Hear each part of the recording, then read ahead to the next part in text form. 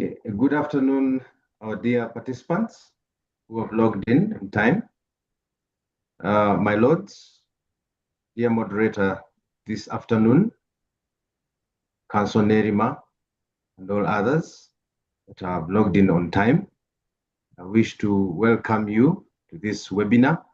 My name is Kenneth Akampurira. I'm the Honorary Secretary of SIAB Uganda Chapter.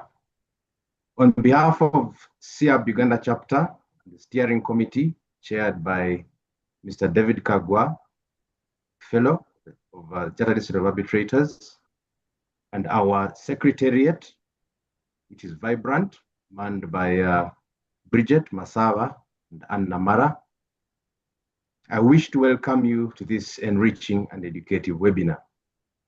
As a background for members logged in, and my lords, SIAB Uganda chapter was launched in January 2022, and I would say that it is now 4 years and 2 months old. In these 4 years, we have made great strides as a chapter.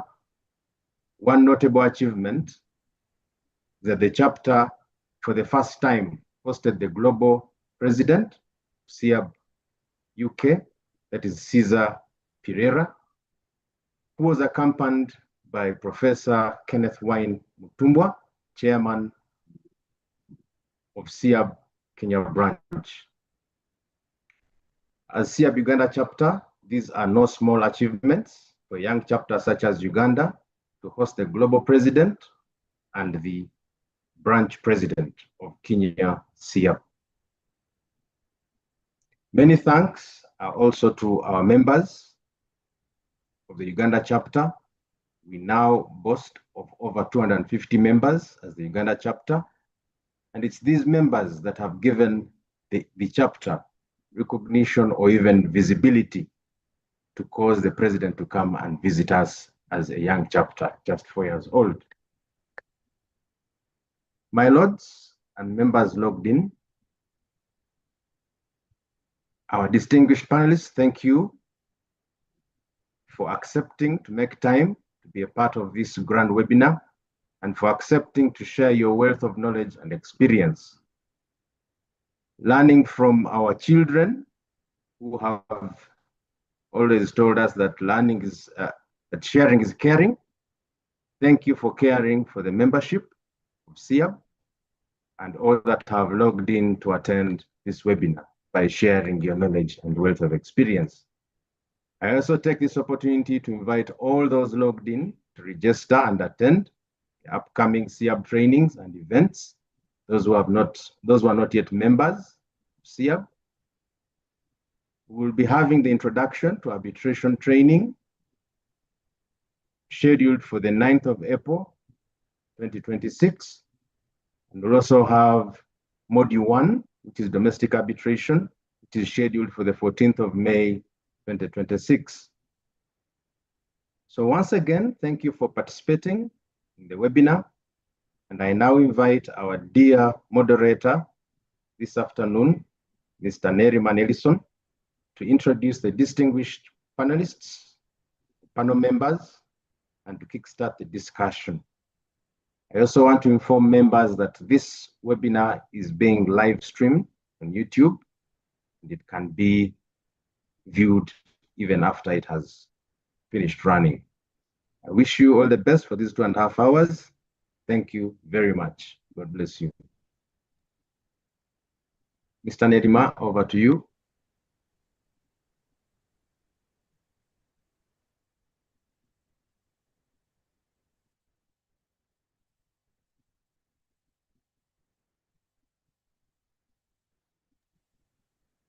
Mr. Nerima, kindly unmute. Oh, sorry. Yes, thank you very much, Kenneth, for the introductory remarks. It's my pleasure to moderate this webinar on the role of courts in arbitration. We are very privileged once again to have a distinguished panel of justices and a judge to participate in the discussion this afternoon. And it is now my honor to briefly introduce each of the panelists. I will start with Justice Segonda Ntende, whom I'm sure all our audience know very well. Justice Segonda Ntende, I think, is the longest serving judge in this country so far. Been appointed a judge in 1991. So he served the High Court for many years, headed the Commercial Court, he headed Family Division, he has served as the Chief Justice of Seychelles, and currently he's a Justice of the Court of Appeal. And as we all know, very passionate about the rule of law, constitutionalism, judicial reforms. We also have Justice Chiriagwire, who is our grandfather in arbitration and ADR generally. This country, Justice Chiriagwire, as you all know, served for many years as a judge in the Commercial Court, having been appointed in 2003.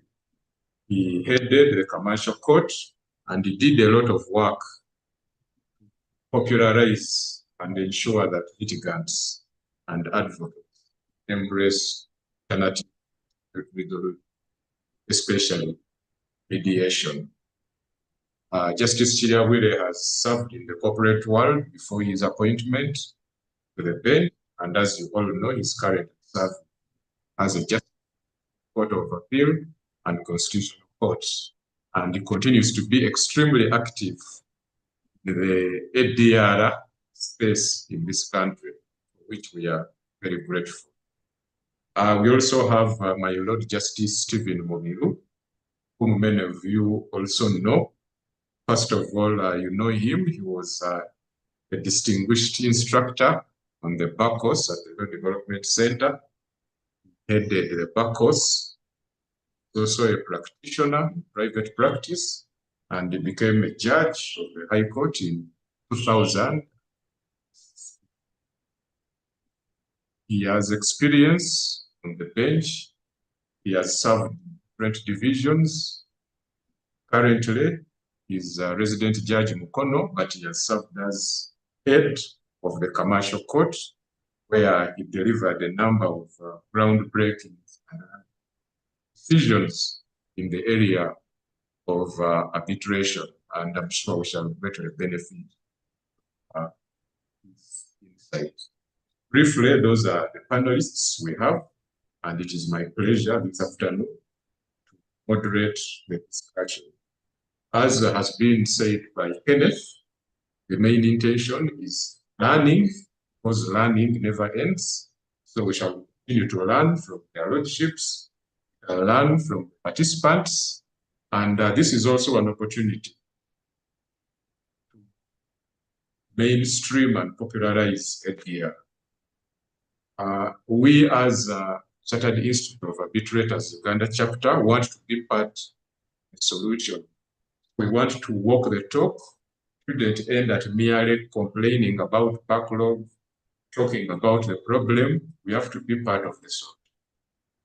And when we host webinars like this, I think it's part of it. To learn from each other, to popularize ADR, and I think it's also good once in a while for their lordships to hear directly from the advocates, from court users, and from the public, their views about some of these issues. And I think when you hear from us, it helps you in your work as judges and justices. So without much ado, I would like us to start the discussion. And as we've already mentioned, it's about the role of the courts in arbitration. We are going to unpack a number of issues as far as the role of the courts in arbitration concerned. And our starting point will be the well-known Section 9 of the Arbitration Act, which limits court intervention in matters governed by the Arbitration Act. The section says that except as provided in the Act, no court shall intervene in matters governed by the Act. Fortunately or unfortunately, the section or the Act doesn't define what it means by intervention. It would be a good start to ask my lords, what is your understanding of the things or proceedings which are prohibited intervention within the meaning, section 9, the Arbitration Act. I will start with my Lord Justice Yawere. What is your understanding of the court proceedings which are prohibited? Section 9.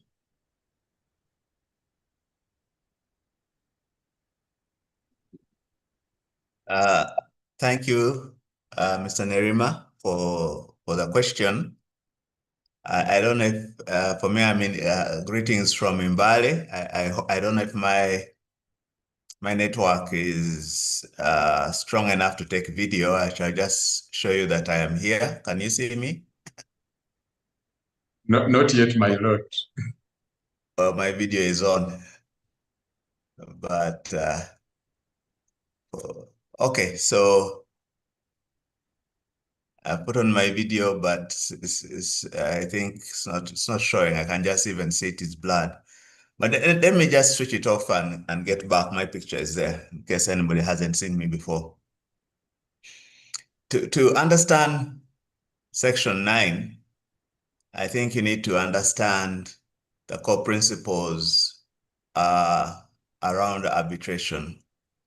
And that is the free will of the parties, or in other words, party autonomy, that people choose the form of dispute resolution that they wish to apply to resolve their disputes. And therefore, if they have chosen, like in this case, arbitration, then that choice should be respected and upheld. We know that the courts are another venue which can be used to resolve disputes. In fact, they're a very powerful method of dispute resolution because they have the force of the state. And the law actually, as you know, gives the court unlimited jurisdiction.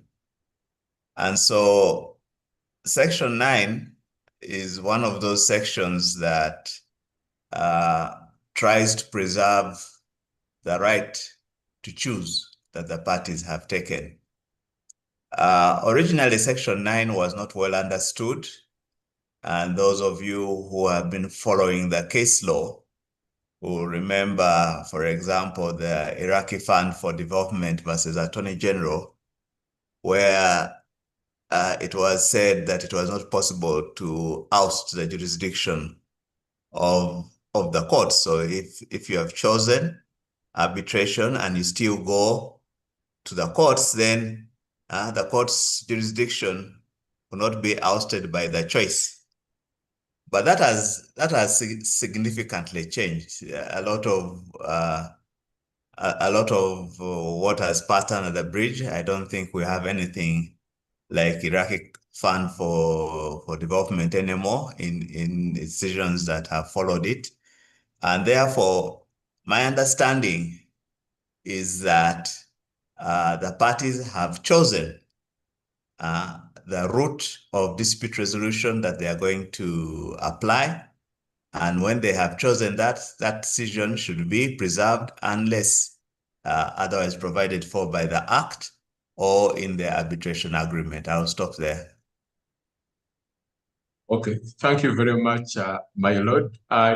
Justice Mubiru, in your view, what is the extent of this prohibition? Does court retain some discretion, or the court's hands are completely tied as far as intervening is concerned? And what is your understanding of intervening? Thank you very much, moderator. I'd like to associate myself with what the Honorable Justice Chilawire has submitted concerning the meaning of that provision, and especially the emphasis on party autonomy. But I would like to add that the section, in my view, is intended to create a complementary system where primacy is granted or conferred on the process of arbitration. Any matter that is submitted to the process of arbitration should be resolved through the choice that the parties have taken to submit their dispute to an arbitrator. The court should step in only when it is in accordance with the provisions of the Act. So before the court makes any decision that is likely to affect either the process or the outcome of arbitration, it should have a basis in the Act. I would like to think that the tone of that provision invites a very restrictive interpretation, very strict interpretation. Anything that is not specifically provided for as a point of intervention, that is a point where the court can make a decision that affects either the process or the outcome of arbitration, it should have a basis in the Act. Anything outside that Act, in my view, although I'm not aware of any decision yet to that effect, would be outside the mandate of the court. I would say the court has no discretion to legislate itself into an arbitration process outside what is provided for under the Act. Because if you were to interpret it otherwise, it would be an avenue for defeating the intention of that provision.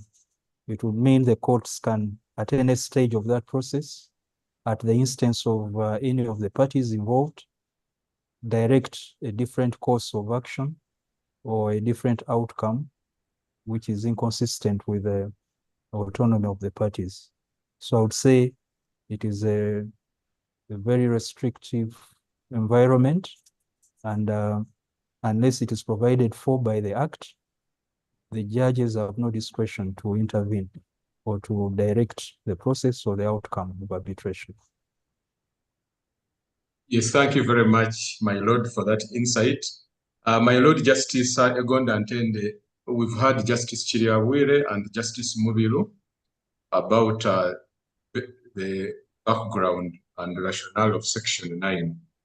And we've heard that any court intervention must have a basis, the Arbitration and Conciliation Act. I would like to hear your perspective.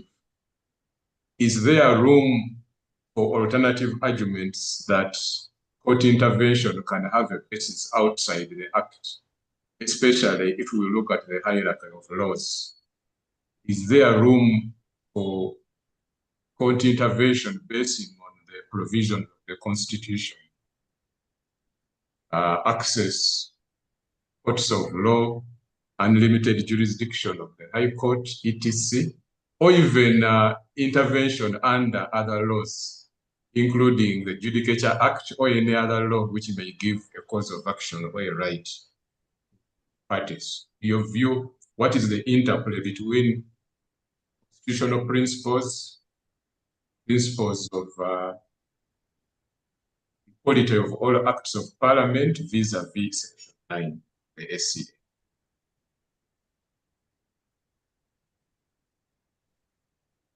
Thank you, Mr. Nerima. I hope I'm being heard.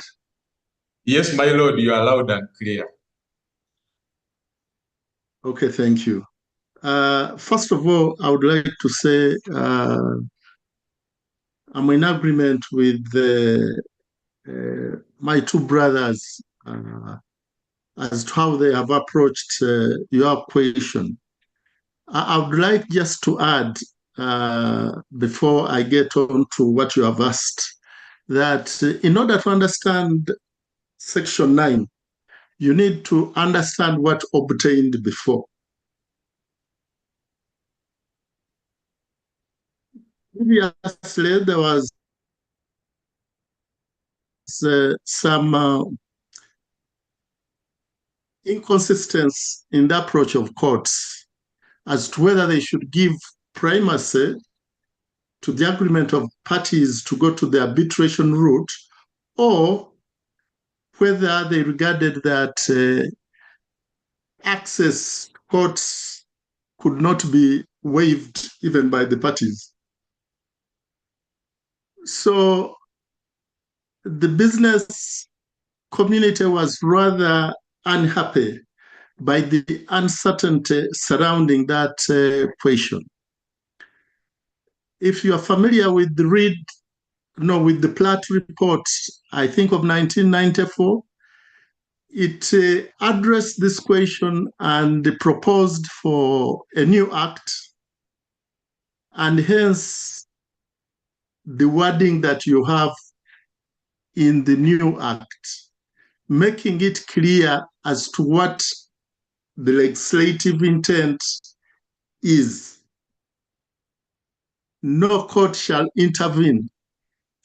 Now, as far as the other laws are concerned, I think the principle of interpretation is clear.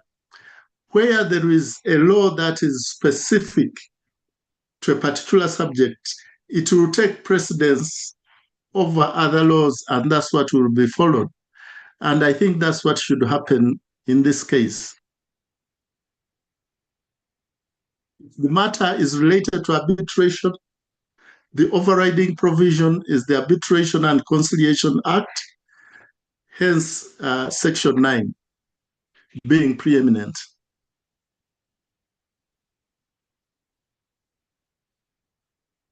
I don't know if that answers your question, Mr. Nerima. Yes, it answers it, that to the extent that this is a specific law governing arbitration. What about the constitutional questions arising, whether the Act can limit access to the High Court?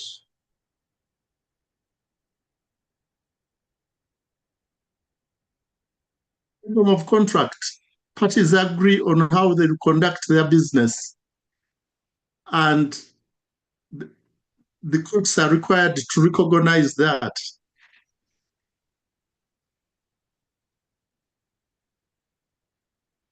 So I hear you, my lord, about freedom of contract. That if parties agree, waiver of constitutional rights is not a new phenomenon. You have seen it in under the plea bargain rules, or where an accused person chooses to admit a charge.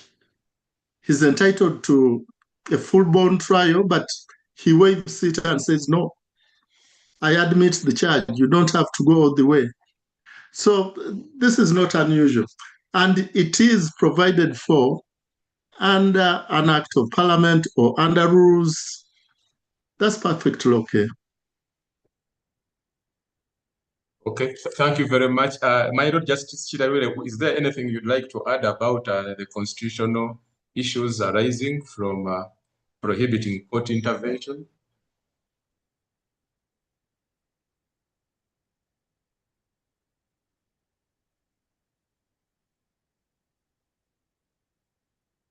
Justice Chidawele? Sorry, I think it has been well articulated that the idea here is to ensure that the choice of the parties is upheld. Remember, we're not talking about a law which is talking about substance. It is really a process, a procedure, how to get to resolution. And therefore, even via arbitration, decisions can be made which affect various interpretation of laws. Now, the Constitution itself, under 126(2), does also encourage the courts to follow the principle of reconciliation. And that has been a very strong provision to allow for parties to explore other things other than litigation. So that is what I would like to add. I do not see a conflict with the courts having, especially the High Court, having unlimited jurisdiction. Again, like I said, the decisions have really made it clear that in intervening, we are saying that if the parties want the dispute to be resolved on the merits via arbitration, then they should be allowed to do so, as opposed to for the courts of law. I'm sure the courts of law have enough work, and I want to agree with Justice Segonda that if you look at the Arbitration Act of 1930, the original one, which this one replaced, there was no equivalent provision as Section 9, and therefore there was this back and forth tug of war between who would have primacy in dispute resolution. That has now been resolved under this act, and it is also the same provision, same wording that has come up under the Ancitro model law, which we follow. Yeah, thank you. Yes, thank you very much, my lord. We shall now move on to the next issue, and this is about the fate of the case filed when there is an arbitration clause. Section 5 of the Act requires a judge or magistrate to refer a matter back to arbitration if it is the subject of an arbitration agreement. The head note of Section 5 refers to stay of proceedings, but in practice, courts have been dismissing suits where there is an arbitration clause in the contract parties. I would like to hear the insights of your lordships. According to Section 5, should the court stay the suit or dismiss the suit if there is an arbitration agreement? Let's hear from Justice Muriru first. Thank you very much.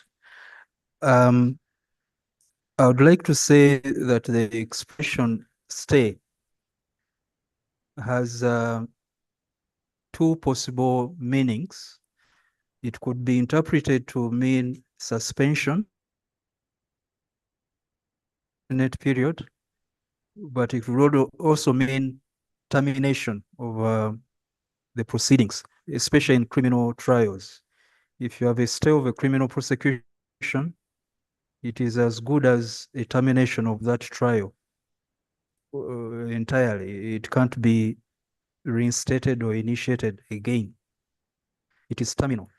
Now, my understanding of that expression under Section 5, I think you have to connect it to the subsection 1A. I think Section 5.1A creates a residual or reserves a residual power in the court, which again is linked to the constitutional question you raised earlier. Apart from what Justice Gonda stated, waiver of rights, I don't think there is a complete block to access to courts. If you read Section 5.1A, where a provision becomes inoperative or void, is determined to be void or incapable of being performed, then the court can step in. There's a recourse to the court if arbitration fails. Now, the question is, these circumstances, the three of them, could arise at the very inception of the process when the submission is made, but they could also arise in the course of arbitration before an award is finally handed down. It may become incapable of performance due to certain events that have occurred that render arbitration no longer feasible. So I think that a stay should operate as a suspension of the proceedings, awaiting the outcome of the arbitral process. In the event that it is determined during that process that the submission is void or it's inoperative, then the court should be able to step in. I think the dismissal, in my view, is unfortunate. I would prefer to use the exact phraseology of the provision, which is about staying, in the sense of suspending the process of trial until we have a finality of once the award is handed down, then the suit is no longer necessary. It can be terminated at that point. In the event that this, for one reason or another, cannot be concluded, then the court, the parties should have resort to the court to continue or have a final solution by adjudication to their dispute. Yes, thank you very much, Justice Mubiru. Justice Chiriawire, drawing on your experience, what should the magistrate do? Should he or she stay the proceedings pending the outcome of the arbitration, or he or she should dismiss the suit, as most of them are doing?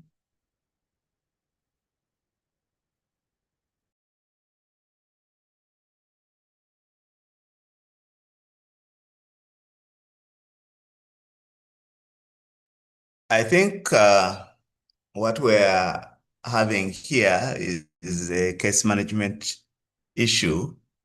The words stay of proceedings are actually lifted out of the model law, the ancestral model law, and the understanding of the ancestral model law is termination. And so I think we have a case management issue where stay of proceedings has multiple meanings, I think, in our jurisdiction. For example, I know under, like Justice Mubiru said, under criminal law, if there is reconciliation, the proceedings are stayed under Section 160 of the Magistrates Court Act, and that is sufficient to close the file. I know also that it is possible to stay proceedings on a constitutional reference, the Constitutional Court, in which case the proceedings in the High Court or wherever they are coming from, which are then referred to the Constitutional Court, remain live pending what the Constitutional Court will say. So I think that is where the challenge is. The understanding is that the stay should, in reality, terminate the intervention that has taken place. For example, if it was that there's a parallel proceeding for merit review, and therefore you have two, it should terminate the one within the court. So I think that is the context within which this reference to dismissal and stay is. If you use the word stay, then in our system, and I think that is, as I say, it's a case managed problem, should be sufficient to close the file. But if it leaves it open, then even though the dispute is resolved under arbitration, then it will still be live in the court system. So I think that's where the real problem is. So, but really, now we are into that question, what is in a name? So stay and dismissal really are supposed to be the same thing under the law of arbitration. Yes, thank you, my lord. So according to Justice Chiriawire, the stay should result in termination of the proceedings. But my lord, I have a follow-up question. What happens if the judge dismisses the suit and then the arbitration flops for one reason or another? What happens to the plaintiff's case? No, in terms of what has happened is that the arbitration will have failed probably. I don't know how it would fail, because if the arbitration is ongoing, it is not like a mediation where it will fail without a result. An award would have to be made for or against a particular party. And it is the award which will then determine the dispute. So unless it is perhaps fail as a result of an appointment or something like that, again, you'd have to look at the arbitration clause or the arbitration agreement as to how that is supposed to be resolved, either under an appointing authority or something like that. But in terms of the wider subject of alternative dispute resolution, I think arbitration is the nearest cousin to litigation, because when you start it must end with an award. Yes, thank you very much, my lord. Justice Second Antende, would like to hear your insights from two angles. One, interpretation of Section 5, whether the court should dismiss or suspend proceedings, and secondly, from a case management point of view, what is the best course of action when faced with a suit where the underlying contract contains an arbitration?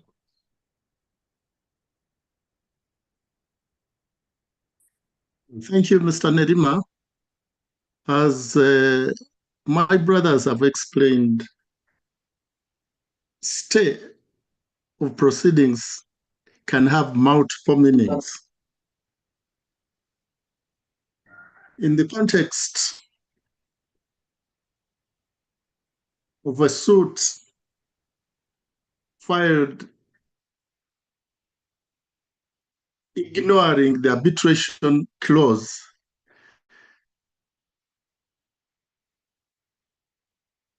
it would mean that that suit at that stage is really incompetent. They have to take another route, complete the arbitration process, or whichever way it may end before they come back for relief to the courts. So the approach should be in a termination of that proceeding. And the word we have for it in our system would be dismissal. Now, if an award is filed and if an award is made subsequently, it would not be filed under the suit that was previously dismissed. It would, in fact, I think, be filed in a different register. There are several registers in a civil court. So I agree that what actually is intended is to bring it to an end as an original suit. If there are facts that permit it to be resurrected in one form or another, that will be a slightly different course of action in terms of procedure, or if not different course of action, rather, the claimant would have to show how it was not possible to complete the arbitration process, hence requiring the intervention of the courts.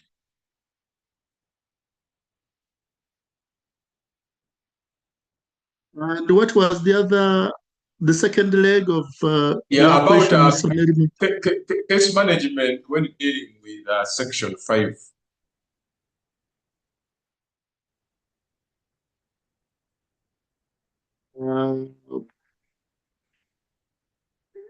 In terms of case management,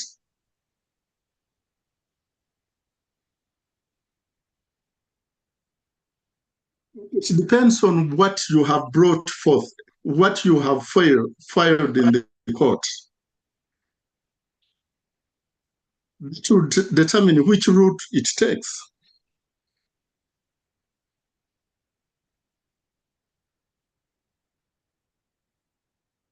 Yes, thank you very much. I'm not sure if I'm being helpful there.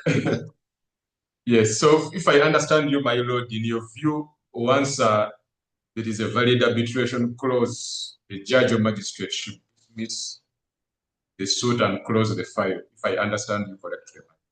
Yes, that is the case. Okay, thank you. Before we leave Section 5, Justice Mubiru, there are two approaches to Section 5 applications. Some advocates raise what we like to call a people, basing on the pleadings and the attachments. They submit that there is an arbitration clause. Another approach is to file a formal application. Would like you, my lord, to share with us your own experience of managing applications under Section 5. Should the courts adopt a liberal approach to resolve the issue basing on the pleadings, or it is better to insist on a formal application under Section 5?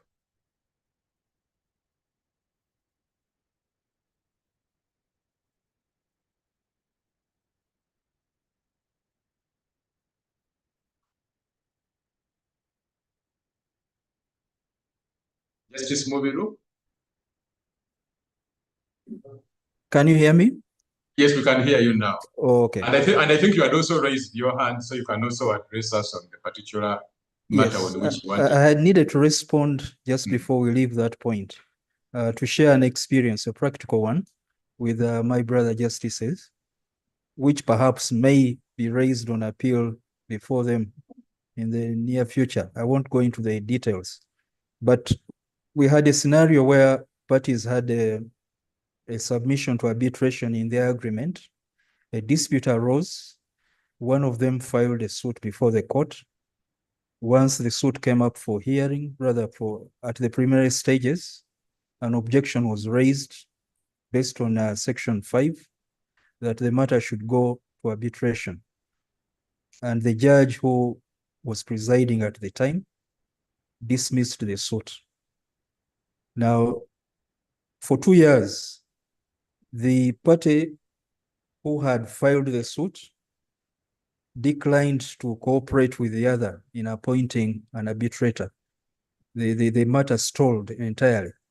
And during the course of the 2 years, the cause of action became stale.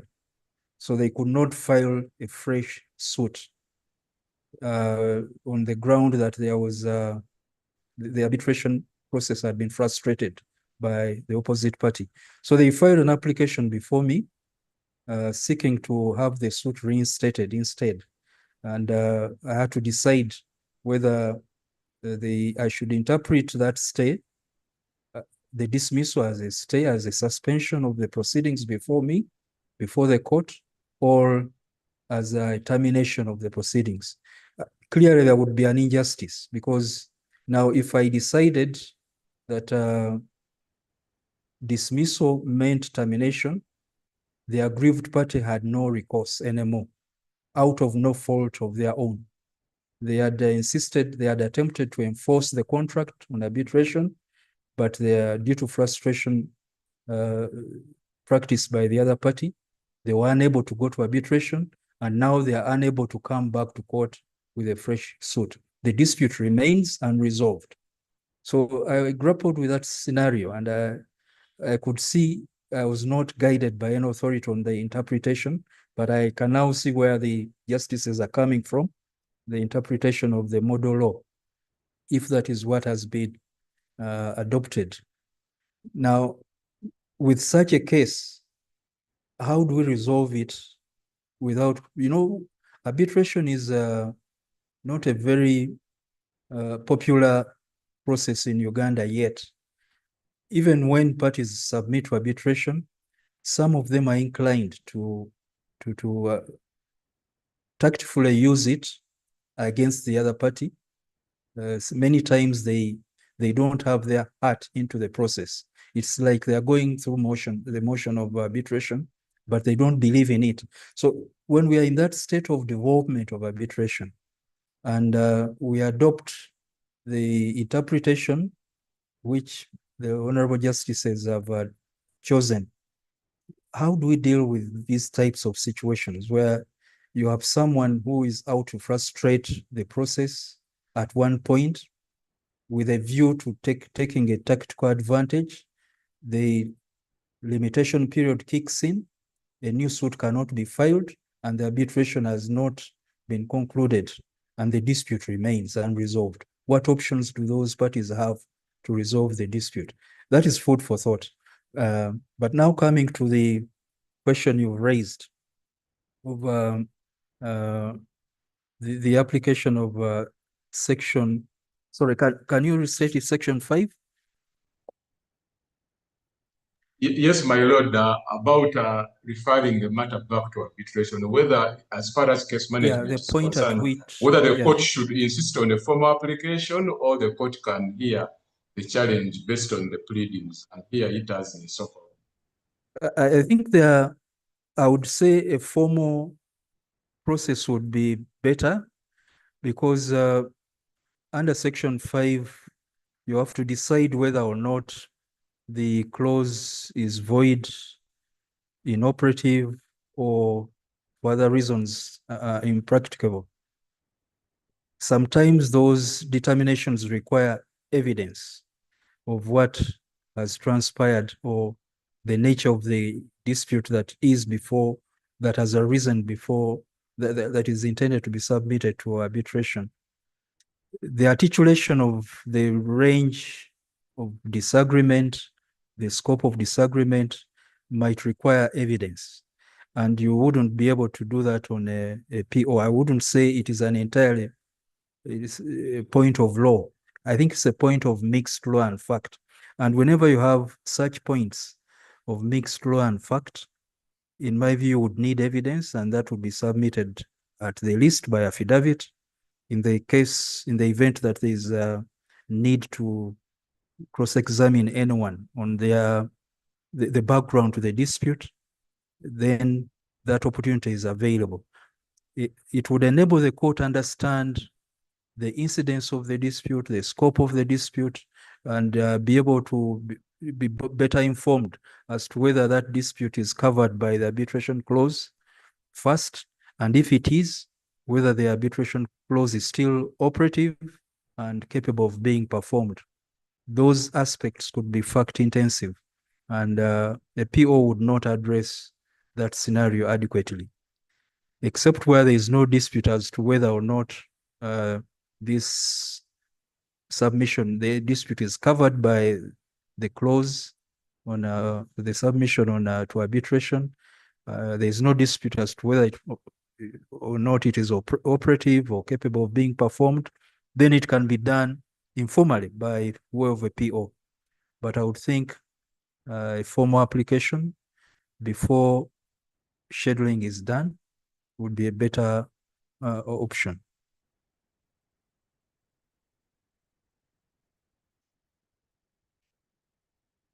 Yes, thank you very much, my lord, for that insight as far as managing applications under Section 5. And we shall now go to interim measures of protection. One of the... Perhaps, yes, Mr. my lord. Nerima, Yes, my lord.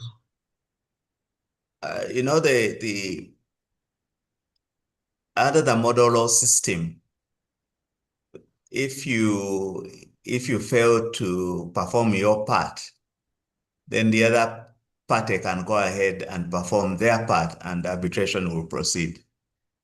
That is under the model law framework. Some other frameworks may differ, but under the ancestral model law, that is how it is built. Now, what I would like to advise the people on this call is that there are very many precedents out there on how to write a good arbitration clause or arbitration agreement that also provides for default in appointments.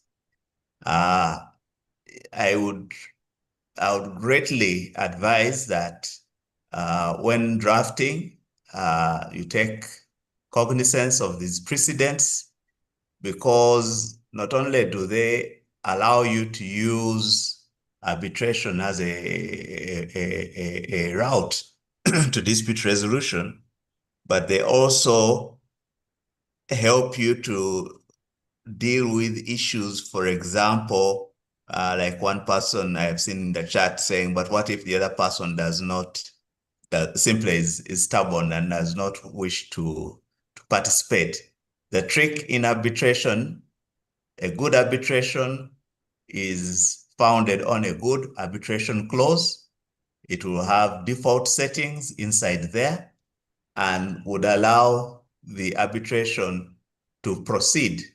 And there are very good examples out there, which I would recommend that people, when you're drafting, you look into it, especially when you're dealing with arbitrations involving a single arbitrator. Yes, that is where we get most of the problems, where the other party refuses, but you can put default settings into that agreement that will allow you to proceed. For example, a default setting as to time is one example. So if you don't, within 45 days, then I have the right to appoint and proceed. That's just one example. Thank you.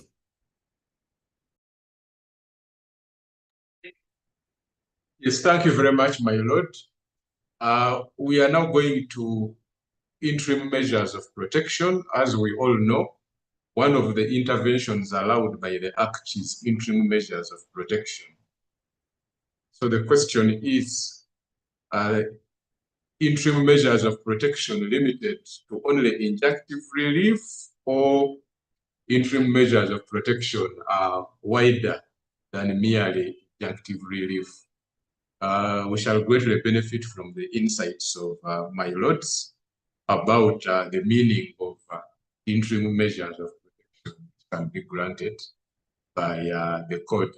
Justice Mubiru, let us start with you. Yes, my understanding of these measures, they are not limited to injunctions.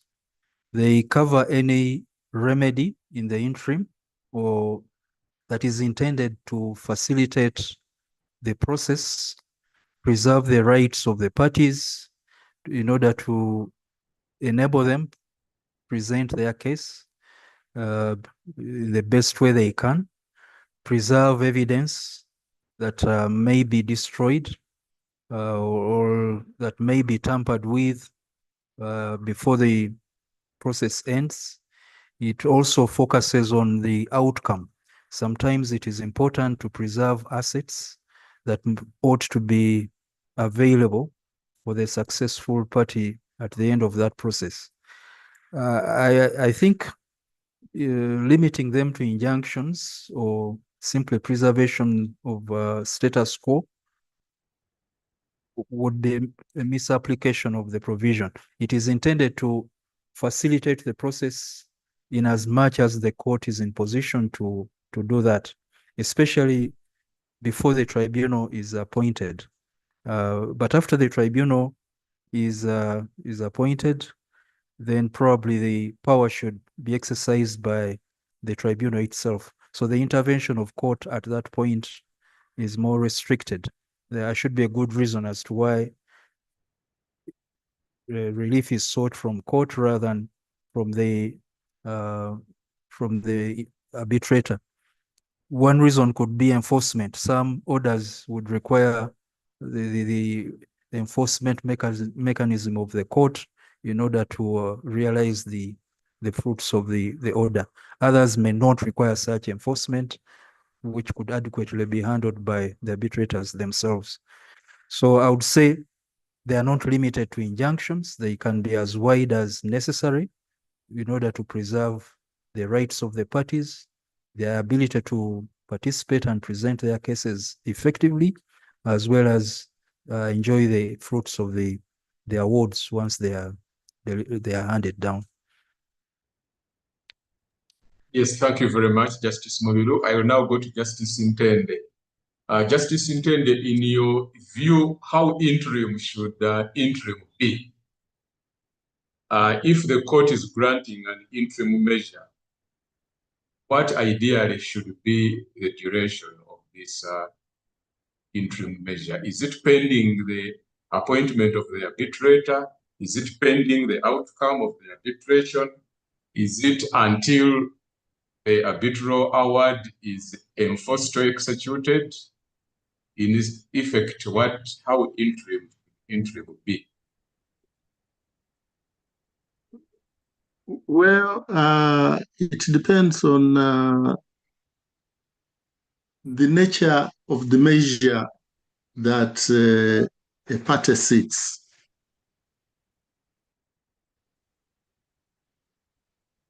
It would have to be crafted in such a way that it does not allow one party, once he obtains an interim measure, to go and just sit and do nothing.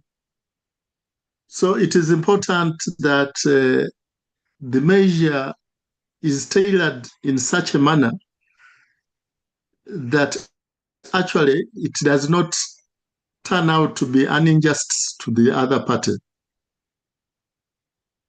We have seen some years back where people would come to courts to obtain an injunction or a stay of execution, and then run rings around the court and the parties in order for that proceeding not to come to an end as they enjoy the interlocutory relief they had received. So it is important that every circumstance is considered to ensure that the measure is not a tool of injustice to the other party. It must just do so much to allow the advancement of the arbitration proceeding to its logical conclusion.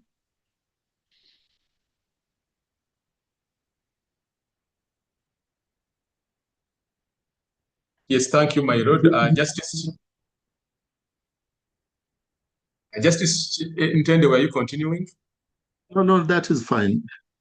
Okay, Justice Chiriabwire, what's your take on how interim should the interim measure be?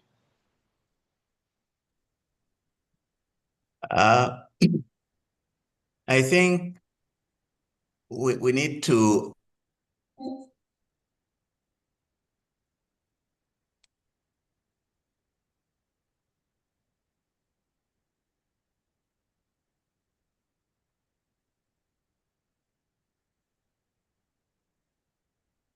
my lord, we've lost your audio.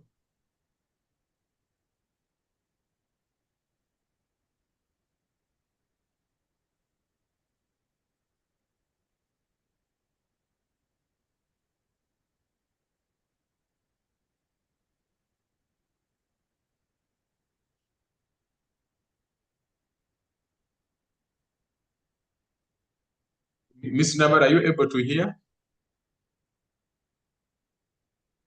No, I cannot. I think we've lost him. He had indicated that the network was very poor. My Lord Sorry Justice about that, Chiriabwire, I fell off. Mr. Nerima, are we together? Yes, you are now back. Your audio had Yeah. gotten off, but we saw can now I saw hear the you. flow drop on my side. What I was saying, to recap, is it's good to know why people go to court. It's normally to seek the power of the state, normally, in achieving what they want to achieve. So even in an arbitration, it is possible for the parties to agree a status quo, for example, and doesn't have to be policed. If there is fear that it will not be upheld or respected, then you may need the assistance of the court to give such order.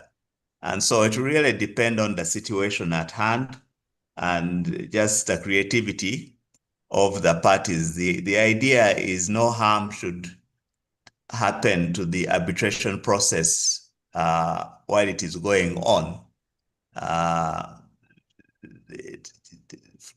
Moving assets, having access to documents.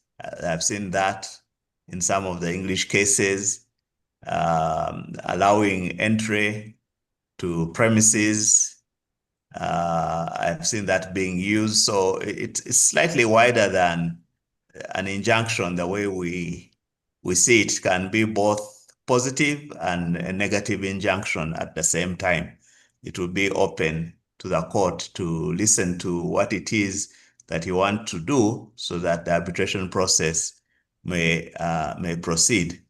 So that is my take on it. How interim? It will depend again on the reason why you have gone to court. If it is for a short term, then it can be obtained in that fashion. If it is until the award is granted or made or rendered, that can also be a position taken. So basically, this is where the court and arbitration intersect very well to make sure that the arbitration, because it is private justice, can benefit from the orders out of public justice. Thank you. Yes, thank you very much, my lord. I'd like to go back to Justice Mubiru regarding these interim measures of protection. We heard at the beginning that the court shouldn't intervene in matters governed by arbitration unless there is an enabling provision in the Arbitration and Conciliation Act. Now, Justice Egonda Ntende has given us an unfortunate scenario which happens often in this country, where someone gets an interim measure, e.g. an injunction, and sits back. So what should a judge do where grants, for instance, an injunction to a person pending arbitral proceedings, and then the person sits back? Is there any room in the act for the court to intervene and set aside or revoke or modify the injunction in the interest of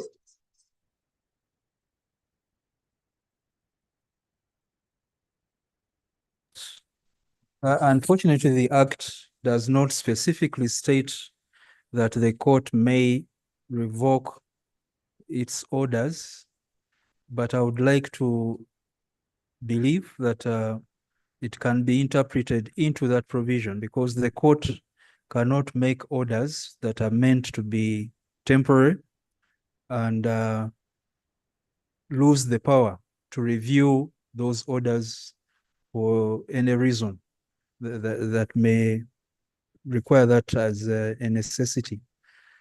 The circumstances that justified the grant of such an order might change over a short period of time or rapidly, and you may need to refashion the order to address the new circumstances. The second reason is the one you've raised, where it turns out that someone, after obtaining the order, appears to be abusing it, and the court cannot sit back when its orders are being abused by parties.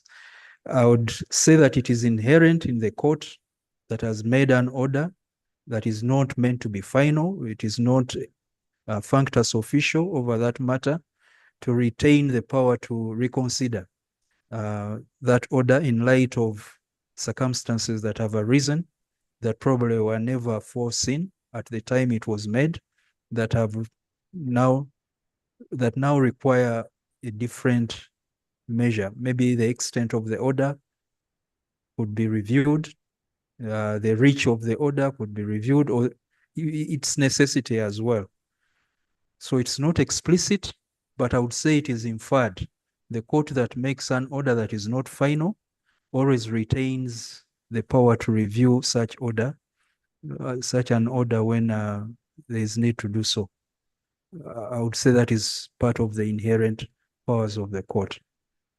Okay, so thank you, Justice Muhire. So in your understanding, the power to grant an interim measure includes an inherent power to review or set aside as the circumstance they Yes, I demand. would say so.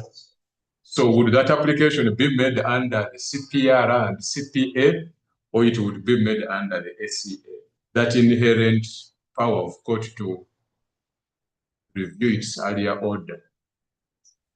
I would think it's a combination of the two, because the court is exercising a residual power, which I think can never be taken away in light of its unlimited jurisdiction, but within the confines of the Arbitration Act, the Arbitration and Conciliation Act. It is a merge of the two provisions, the Section 6 and I think Section 98 of the Civil Procedure Act. Thank you very much, my lord. Justice Chiriamwire, it is very common for arbitration clauses to provide for the institution, the arbitrator or arbitrators. I will not mention particular institutions, but we all know that sometimes the institution is either unable to act or it is unable to act immediately, or it is not even constituted as expected. Where there is an explicit institution named in a clause and the institution is unable to act, does the court have power or jurisdiction to appoint an arbitrator for the parties, or the arbitration clause will be considered operative? Yeah, it's first of all, I go back to what I said before. The detail is important in how the arbitration clause is drafted, how the appointing authority is to be identified, and what happens if the appointing authority cannot operate. Normally, if it is drafted short, that is when such questions will arise. But again, we must remember that the parties control their destiny in arbitration.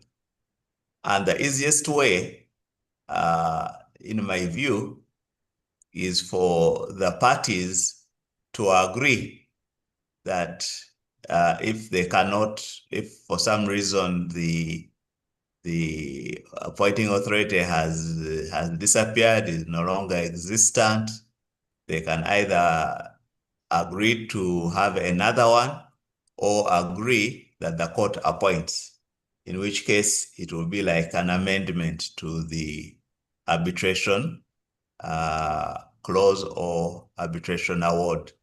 So you can take a consent position to the what? To the court, because the appointing authority is no longer there. It has become, the clause has now become inoperable. So, but that should not, if the parties are still committed to the process of arbitration, that should not collapse the arbitration. The beauty with arbitration is that it allows for flexibility. You are always able to be flexible, a lot more flexible than if you were to use, for example, the civil procedure rules.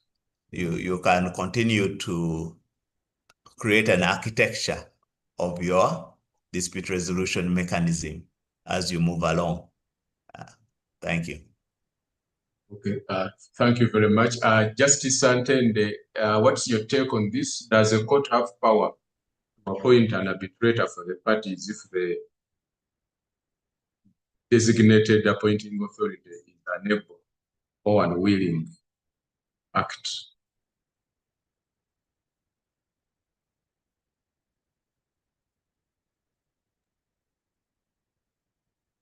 what is a court authorized to do under the Arbitration and Conciliation Act? Is that one of the specific matters that a court is authorized to do? The court's power is to refer the matter to arbitration. The question is whether it includes power to appoint an arbitrator, where the person who is supposed to appoint has failed or neglected. Because normally that is part of the arbitration agreement or the arbitration clause as to how an arbitrator would be appointed or how the arbitrators would be appointed. It would have to be part of the provision of the agreement. As Justice Liapwile pointed out, it is important for the legal advisors of parties to assist them by drawing an agreement that is both clear and easily implementable, and providing for situations where one party is either obstinate or not cooperative or only seeks to frustrate the proceeding, so that there is a way out. Now, these are things that you can think of at the time of drawing the agreement,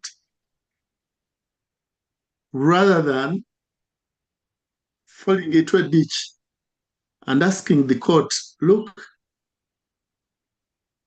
we have stumbled, can you assist? Courts will ask, under what provision of the act are we intervening?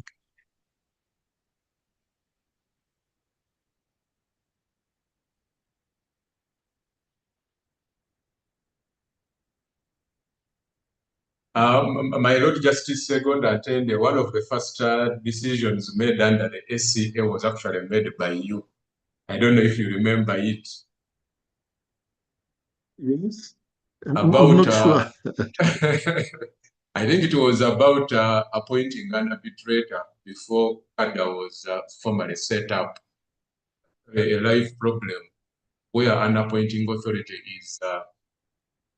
What was the decision? Remind me. I think you said that court retains power if due to no fault of the parties, the clause cannot be implemented. It is a problem we are increasingly facing where the appointing authority is unable to act due to various circumstances. Justice Mubiri, what's your take on this dilemma?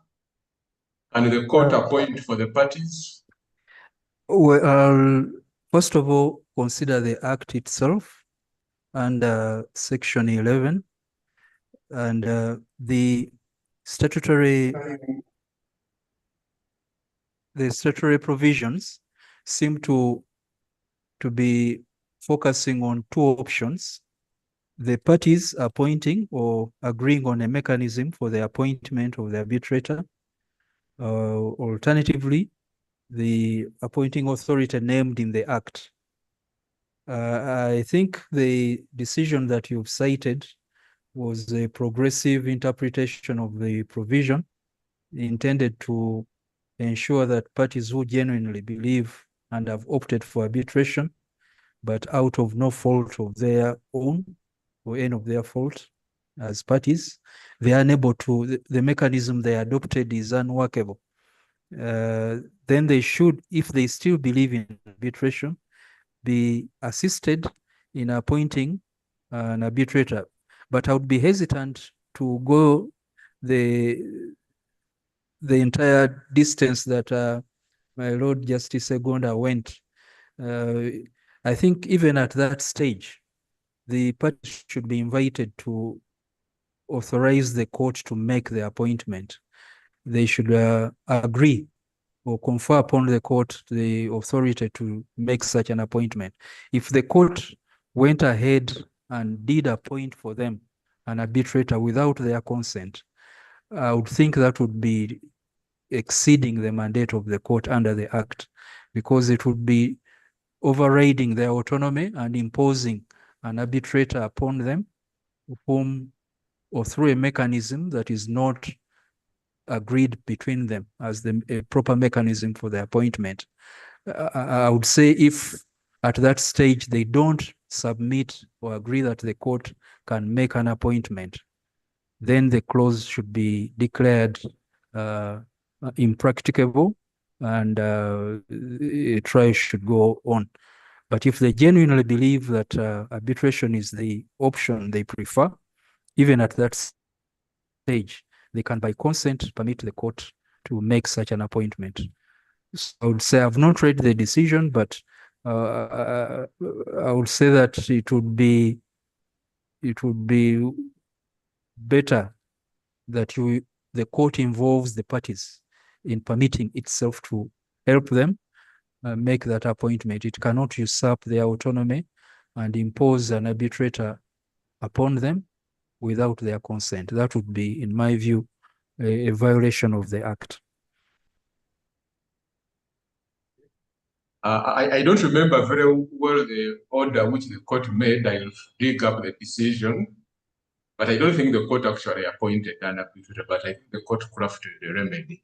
I'll look for the decision. If any member of the audience can find it, they will advise us during the discussion. Justice Chiragwe, any parting shots on this, whether a court can appoint for the parties?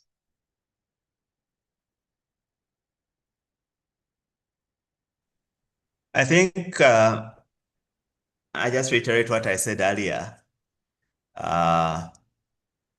Under party autonomy, legal advisors should look at these agreements and clauses with a 360-degree eye lens and provide default settings. That will really save parties this question. There is no express provision in the law for the court to assist in that direction, but the parties can confer that power upon the court. And I think, I can't remember very well, but I think we had such a situation, I think in,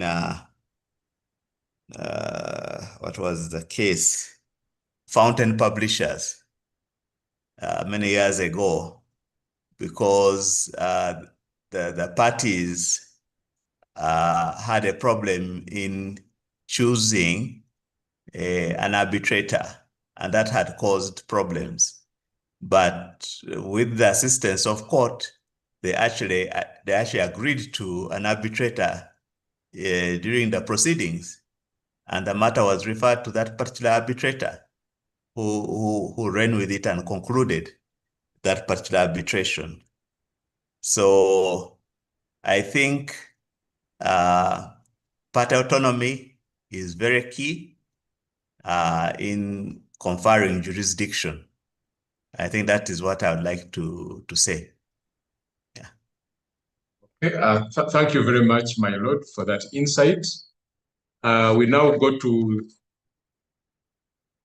the concept of public policy. As we all know, the main ground for setting aside an arbitral award is if the court finds that it is contrary to the public policy. And the Act does not define public policy. It is up to the judge to define public policy. We shall start with you, Justice Yawire. Sorry, Justice Segonda Atende. How does a judge, where does a judge look to discern the public policy of Uganda? Does a judge look at the laws of Uganda only? Does he or she consider the circumstances of Uganda and its people? Does he consider the norms, the people according to his own observation? How does a judge navigate this concept of public policy of Uganda? Justice Segonda Atende.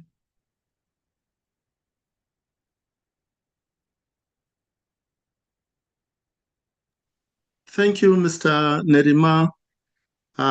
Public policy can become an unruly horse if one is not careful.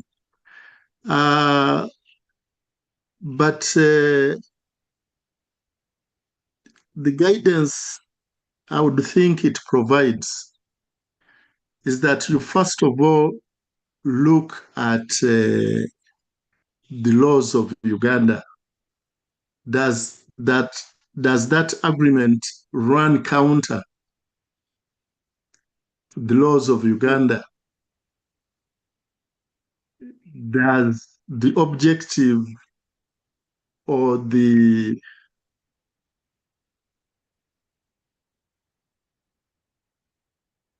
mechanics of do the provisions of the agreement run counter to the laws of Uganda? That would be a first guide. If the intention is, for instance, to evade tax,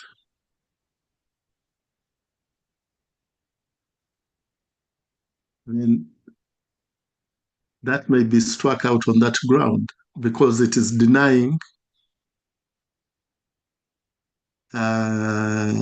public resources where they should actually be made available.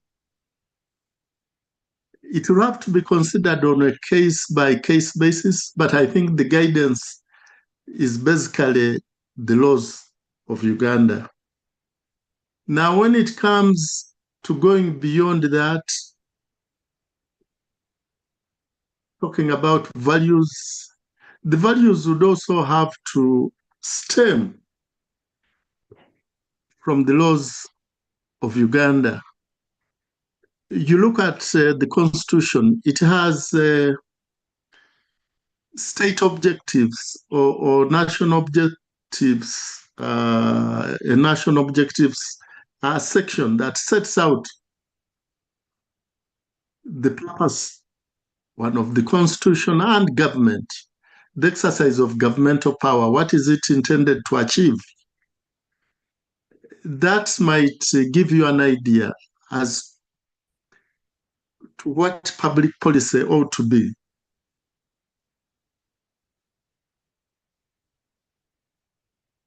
Thank you very much, my Lord. Justice Chiriabure, what would you like to add to this?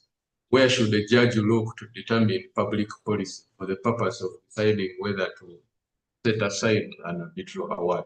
Only the law, or there are other sources he or she can consider? Thank you. Justice Agonda has reminded me of a decision of my good friend, Justice Ringera in Kenya. I believe it was in the case of unruly horse.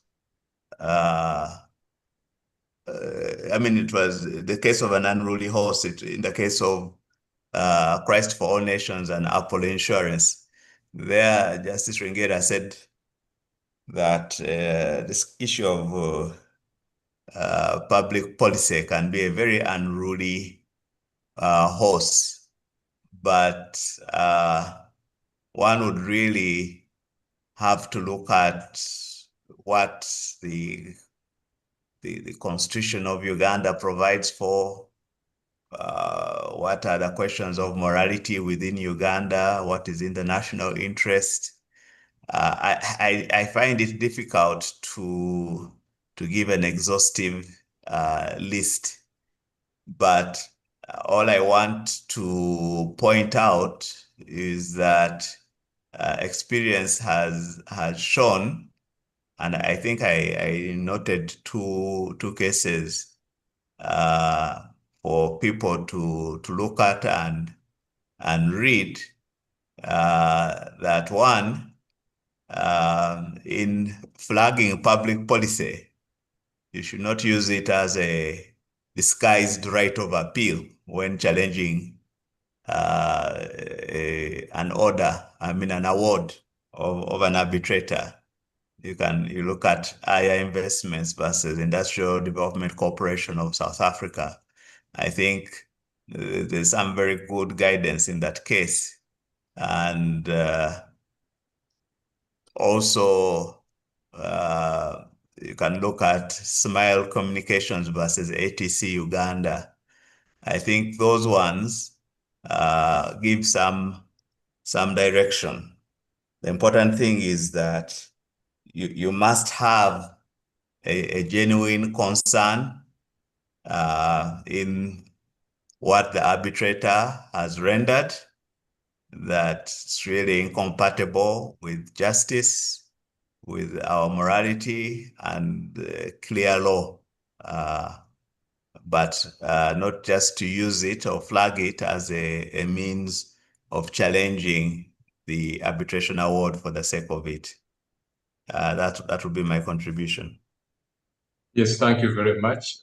Justice Mubiru, you've handled many cases at the commercial court involving setting aside. What's your take on where a judge should look to discern the public policy? And I would like to associate myself with the views expressed by the Honorable Justices on this point. But if you look at across the common law jurisdictions, you would find commonality in approach, although there are variations in application of this principle. What is common across most of these jurisdictions is that we've tended to be restrictive in our interpretation of what constitutes public policy. For an obvious reason, we don't want to allow parties to use this as an avenue for upsetting awards just because they don't like the outcome or for some other reason. So the tendency is to limit the scope of public policy first to legislation if it is in conflict with specific legislation. Not all legislation. It has to be legislation that is of a fundamental character to the working of the judicial or legal system. So if you find a minor violation of the Contracts Act, for example, and it does not go to the foundation of what constitutes a contract or the enforcement of contractual obligations, it is not that fundamental, then those lapses can be overlooked. They don't constitute a violation of public policy in Uganda just because they've contravened an aspect of substantive or procedural law. It must be of a very fundamental nature, just like introducing doctrines that are strange to our jurisdiction, fundamentally altering our legal system. It must rise to that level. In terms of public policy is a very fluid concept, and I think it's not static. What amounts to public policy keeps on changing, or public interest. But we are guided by, again, how important that value is to the legal system. For example, if it is about a practice that is permitted elsewhere, which in our jurisdiction would constitute a corrupt practice, and our values are against corrupt practices, then you wouldn't permit that kind of obligation to be enforced in some countries. I think I read somewhere that giving kickbacks to public officers may not be such a fundamental violation. But here it would be a corrupt practice. So if you realize that the arrangement they have is in fact a disguised kickback that is now sought to be enforced as an award in Uganda, I think that would run fundamentally against the values of Uganda in terms of various legislation that is designed to avert or to punish such conduct. So it must be linked, because that is one end. If you allow public policy to be interpreted so widely, anything that is immoral would pass, but that's not the intention of that provision. Even on that aspect, it must have a fundamental impact on the legal system that we operate. Minor immoral acts that are not expressly reflected in any legislation, for example, if they are about religious values, or they might be affecting certain sentiments in certain sections of society, that is understandable. It is a value that may not be it may be a violation of certain sentiments and what people consider as their religious values, but it does not have that wide impact on the entire system of laws. So that would be accepted. It would be enforced within the limits, or even if it has some overtones of such violations. So I think the whole idea is that each state enforces the restriction on this interpretation within the confines of what they consider to be fundamental. Not every violation of statute, not every moral aspect of an award renders it unenforceable. It must rise to a certain degree that is threatening the entire structure of the legal system. Okay, thank you very much, my lord, for that insight to public policy as a ground for setting aside awards. We shall now go to the right of appeal. As we all know, our act is very restrictive when it comes to appeal. And this is one of the reasons why many clients and their legal advisors opt not to incorporate arbitration process. The argument is that when you lose, it's the end of the road. So is the restriction of a right of appeal a policy which discourages parties and their legal advisors from embracing arbitration? Should the law be more liberal as far as appeal rights are concerned? Let's start with Justice Ondante.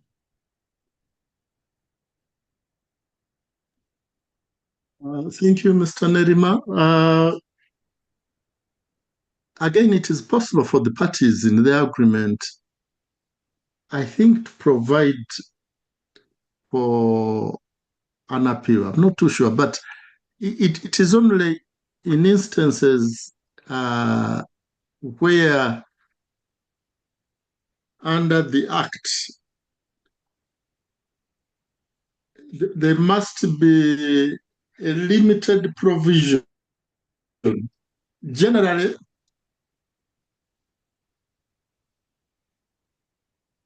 the scheme of arrangement, if I could call it that, is that you get a final decision from your arbitrator, and that is it, period.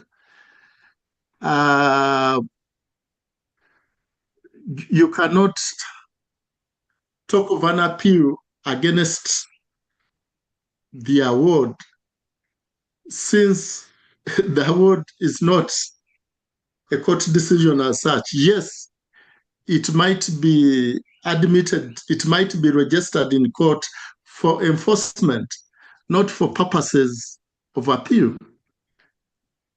So I think the whole idea was that once you have settled on an arbitrator and he has done his work, except in a limited number of instances permitted under the Act, there should be no appeal. Your problem has been solved. The problem we have quite often are parties that do not want to meet their obligations, and they want to stretch the matter as far as they can. That is partly why arbitration is attractive to the business community, that the matter will be resolved in a much shorter time and finally solved. That is must be aware at the beginning. I think it is only when there are people that do not want to meet the obligations largely that string out this process.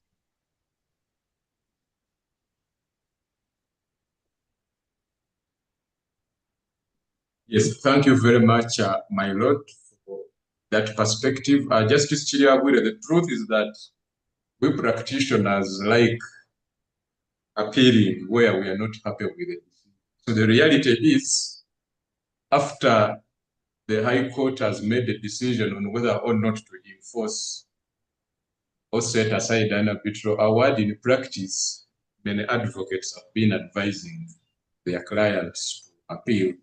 So in your view, should the law remain as it is on right of appeal, or there is room to have the law a little bit more liberal as a way of encouraging parties to embrace arbitration, knowing that if they are not happy with the High Court decision on enforcement or setting aside, they can have another bite?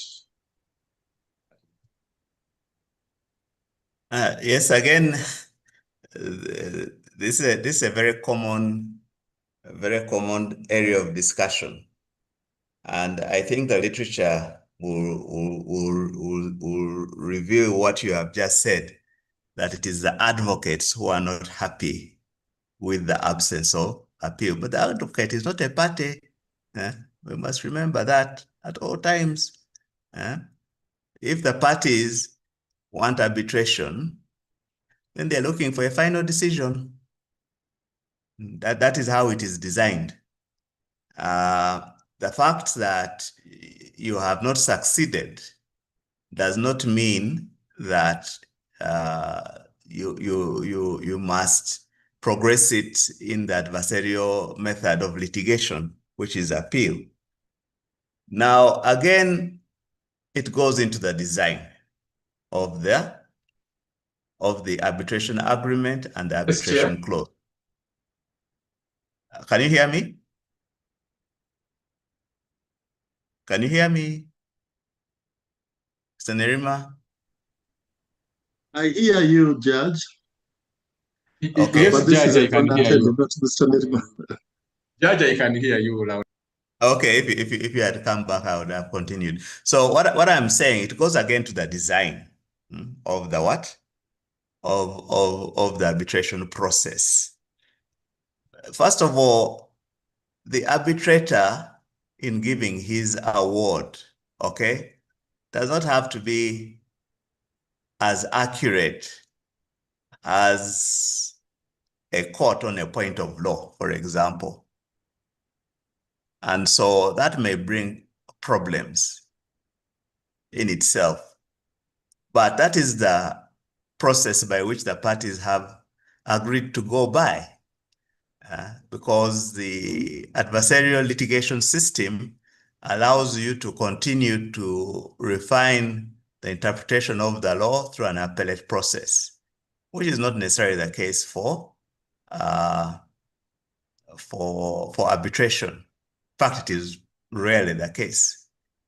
But what the arbitration process does provide for and allow, and this would go, for example, in the design of the arbitration agreement and clause, is for a process known as case stated. If you feel that there are some fundamental positions of law that need to be got accurately, you can do a case stated to the court only on that point of law.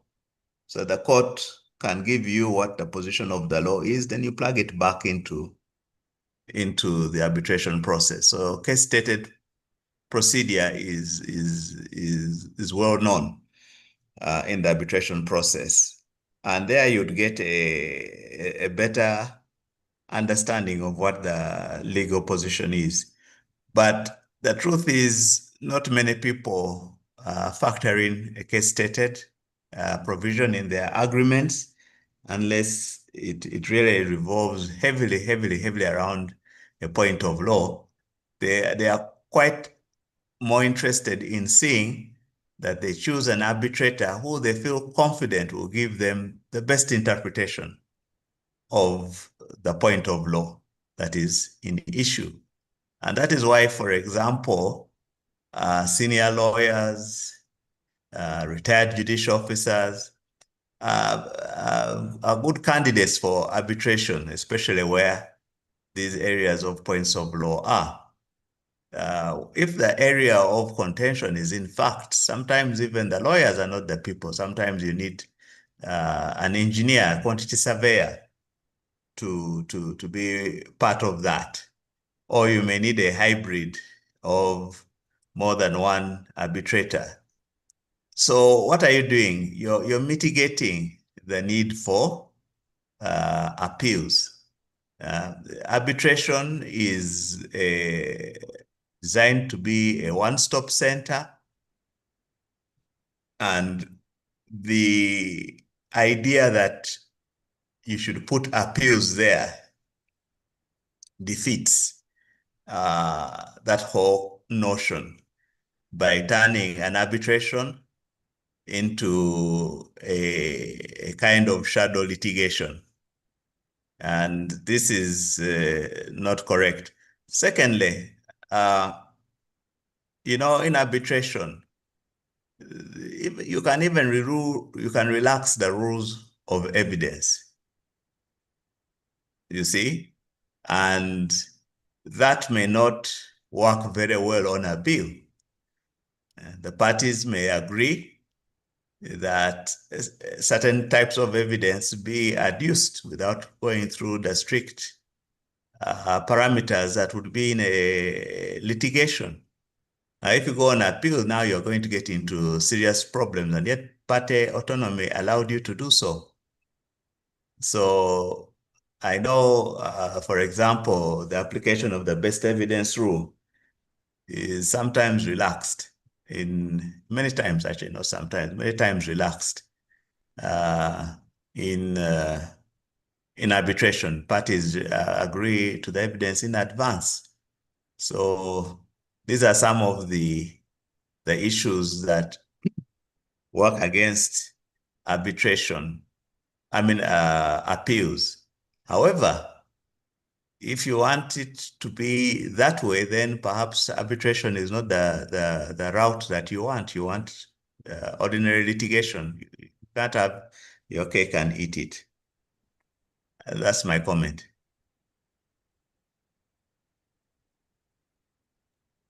Thank you very much, my lord. Justice Mubiru, any party thoughts on right of appeal?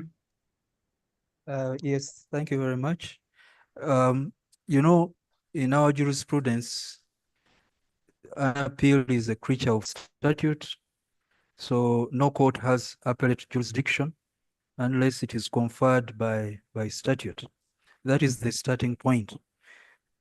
If you look at Section 9 of the Arbitration and Conciliation Act, it says no court shall intervene except as provided for under the Act.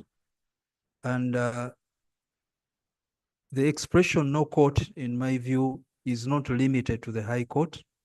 It extends to the appellate courts as well. They can't intervene in matters of arbitration in exercise of appellate power unless that power is conferred by this Act.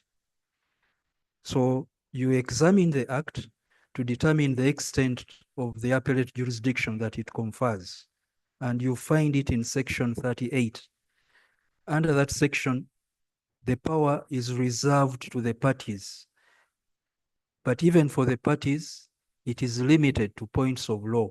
The parties in their submission to arbitration, or at the time of agreeing on procedure of the arbitration, may opt to reserve certain questions of law for appellate intervention. It has to be expressly by the parties stated in their submission.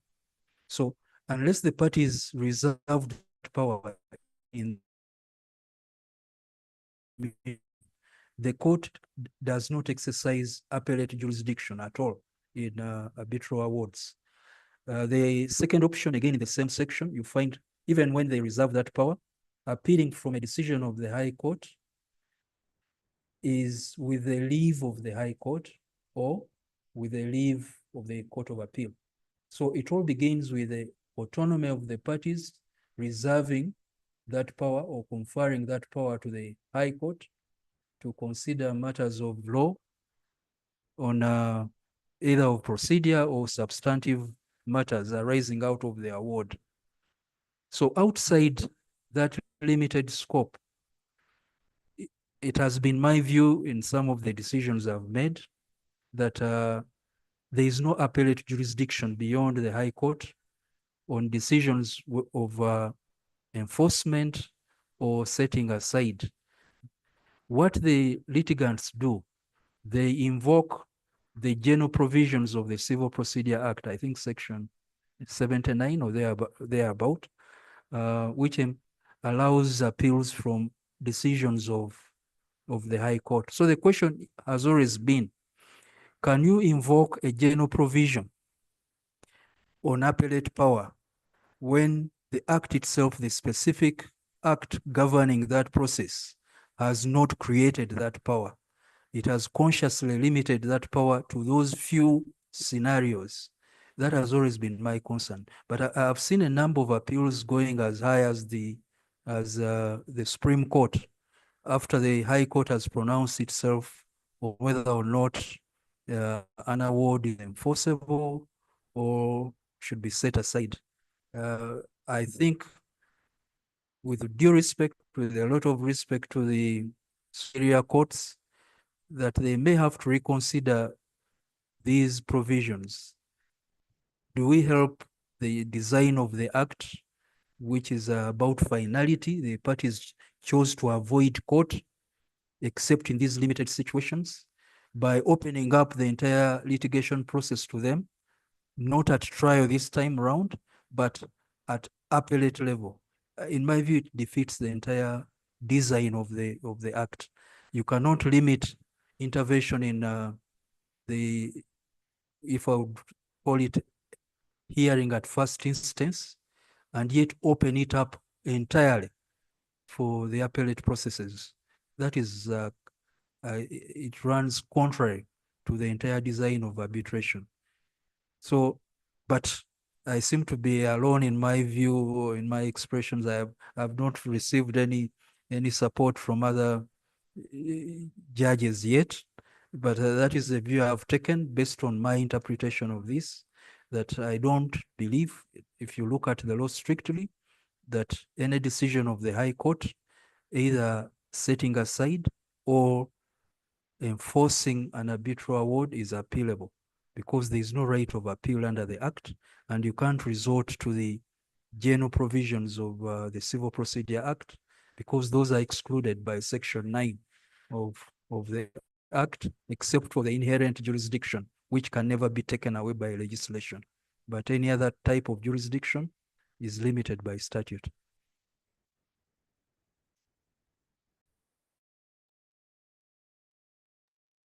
Yes, thank you very much, my lord. As we conclude on the questions, at a policy level, we want to encourage ADR. Is there any room for public funding of arbitration? For instance, where a judge makes a reference arbitration of the parties, if the stumbling block is the cost, as part of the general policy of government or of the judiciary, is there any room where arbitration can be publicly funded? Let's hear the views of their lordships, Justice Egonda Ntende.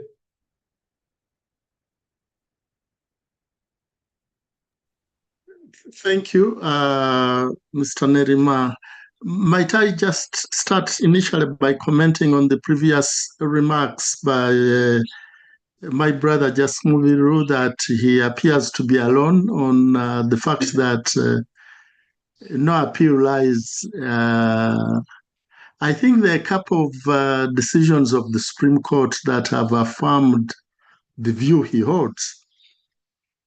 And one of them is fairly recent, that a party does not have a right of appeal.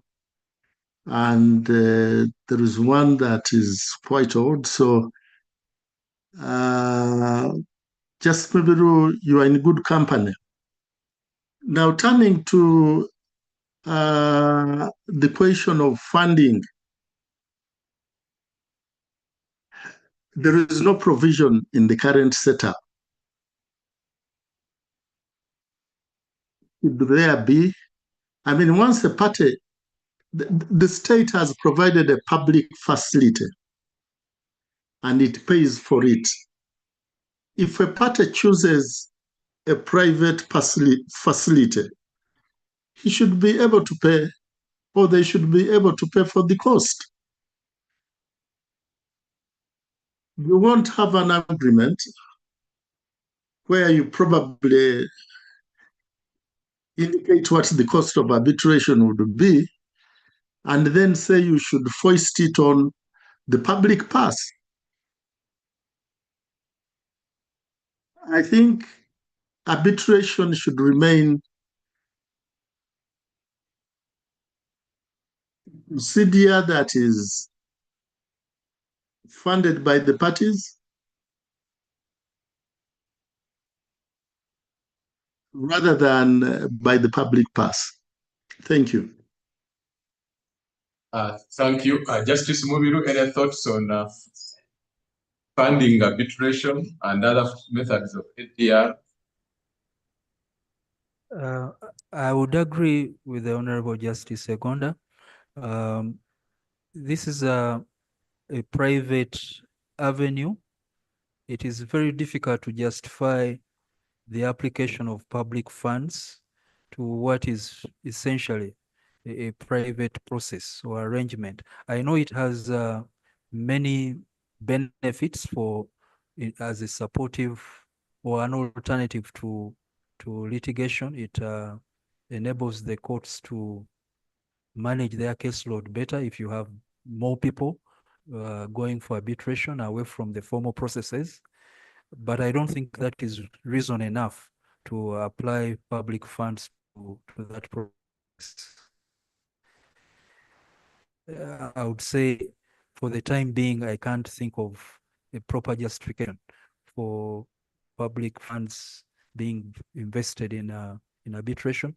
Maybe perhaps institutional support for purposes of setting up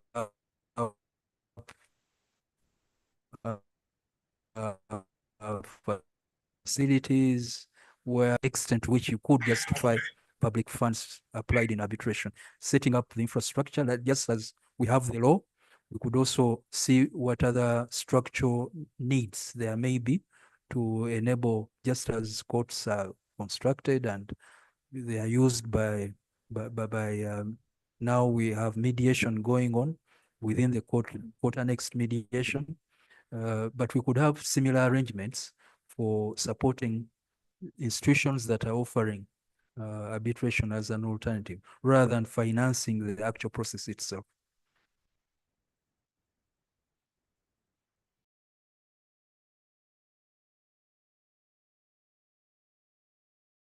Thank you very much, my Lord. Justice Chiriawire, any parting thoughts on how arbitration or ADR can be funded sustainably? Well, arbitration has been referred to as private justice, so I agree with everybody else.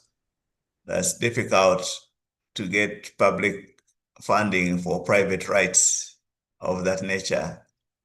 So I know what is happening is there is some public money going into the promotion of these alternative dispute resolution mechanisms.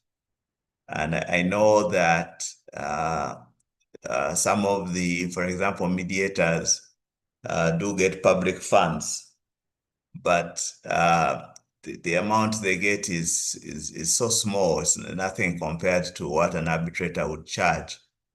And therefore, again, it's a choice. If you want arbitration, you must consider upfront the cost of that one. And as you note, in many commercial and business concerns, people are willing to pay for quick justice. They are more willing to have quick access, and they're willing to pay for it. And that's why you have arbitration clauses, especially in many of the financial sector, the infrastructure developments. Sometimes the courts, or many times the courts, cannot move as quickly as some of these projects are concerned. So I don't think there's really a strong justification for public funding of arbitration in particular.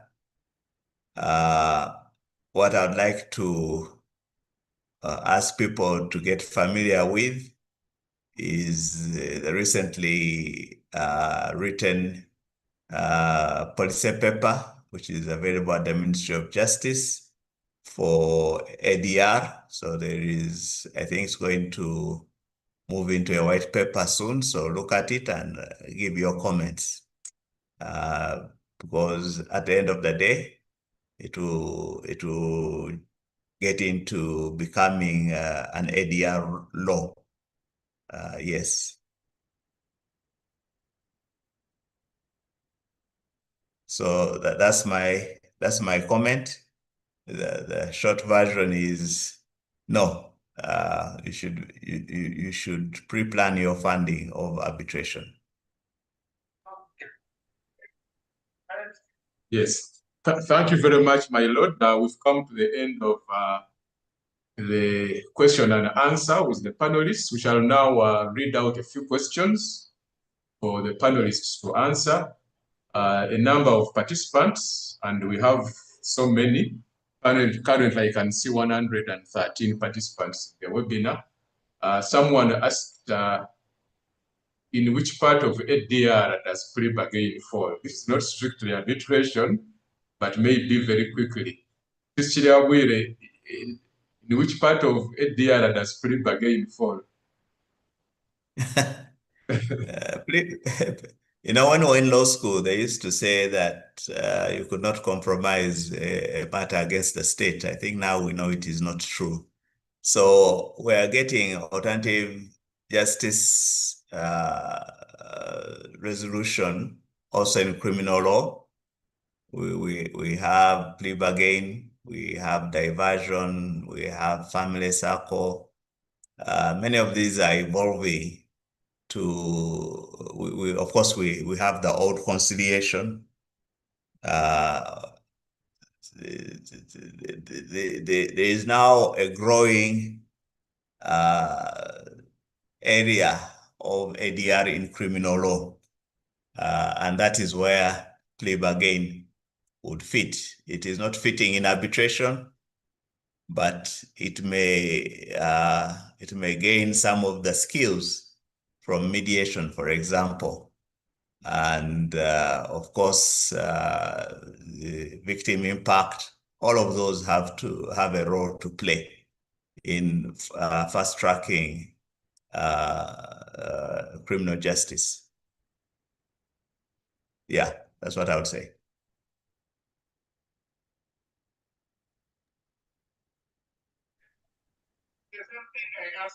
Yes, thank you very much, my lord. Someone is asking about the case of Simba versus Vantage, but I think this is a case pending before their lordships, and it would not be appropriate to comment about it. Then someone is asking, what is the procedure when a court gives judgment in a case well aware that there is an arbitration clause? Justice Mubiru?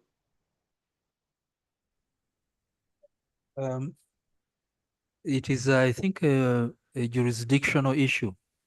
In that case, whether the court properly exercised its jurisdiction.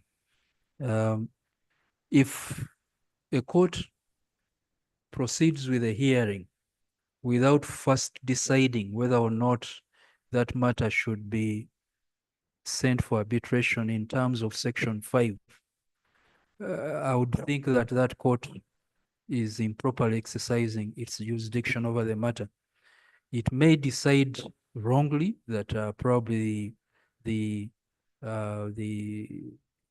submission to arbitration is inoperative or void or impracticable. Then it becomes a matter for appeal to decide whether or not that pronouncement was correct based on the facts before the court.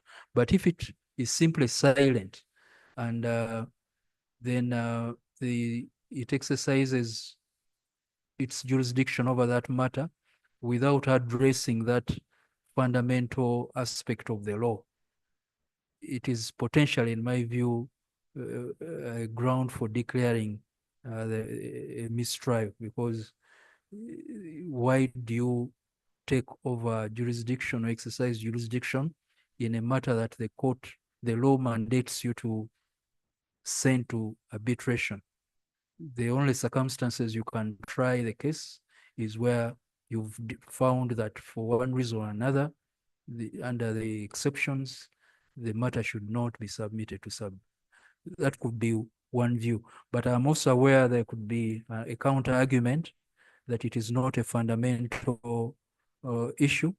It could be argued that it is not jurisdictional, it is procedural, that merely not submitting or sending the matter to jurisdiction, to arbitration, does not affect the justice of the case. Perhaps it is only a matter for the costs involved. Perhaps it would have been cheaper in arbitration, and now it is more costly to a losing party in trial. So I'm not aware of any specific determination on this point, but I am cognizant that there can be two strong arguments. One, the matter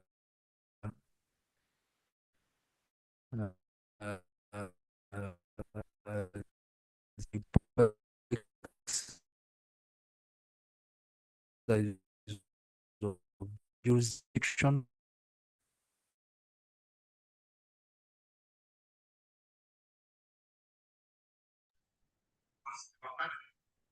Thank you very much. There is a question here, an arbitration clause that is poorly drafted. If there is ambiguity in its enforcement, would the court still order arbitration, or it will hear the case? Justice Chiriabwire?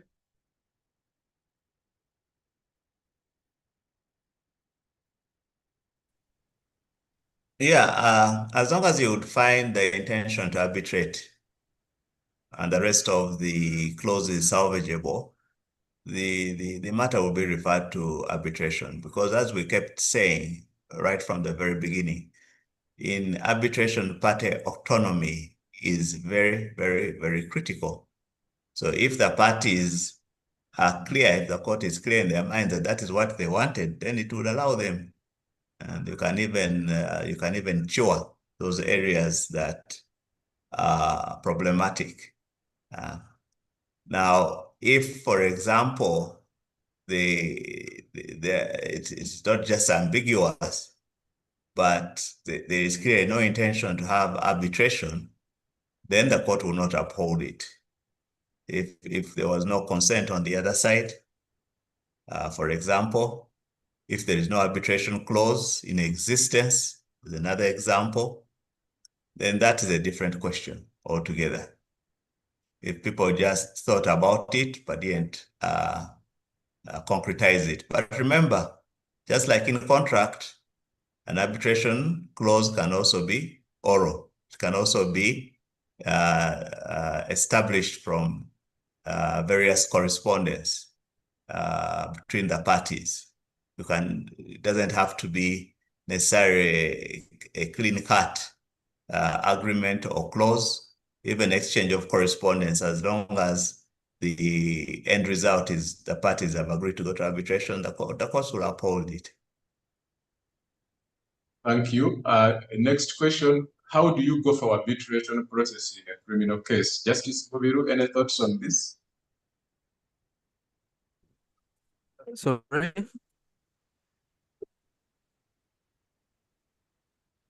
I'm sorry, I didn't get the question. There was an interruption. Someone is asking, how do you go for arbitration in a criminal case? Possible? It's not possible to have arbitration alongside a criminal trial. I think the best that can be achieved is conciliation and maybe mediation of sorts. I remember when we had the case of Kanyamunyu, that was the debate we had. Can you let the parties opt out of the criminal process for a while to undergo traditional justice mechanisms as a way of resolving aspects of the case? And we made a decision on that point. Arbitration is intended to have a third party decide on a dispute presented to them, just as a judge does in a criminal trial. So you can't have two determinations by two individuals at first instance in our judicial system. But a process can facilitate a trial by narrowing down the areas of controversy, for example, in plea bargains, where the guilt is admitted, and what is left now is determining the nature and extent of the sentence. You don't need to go through a trial anymore. So but that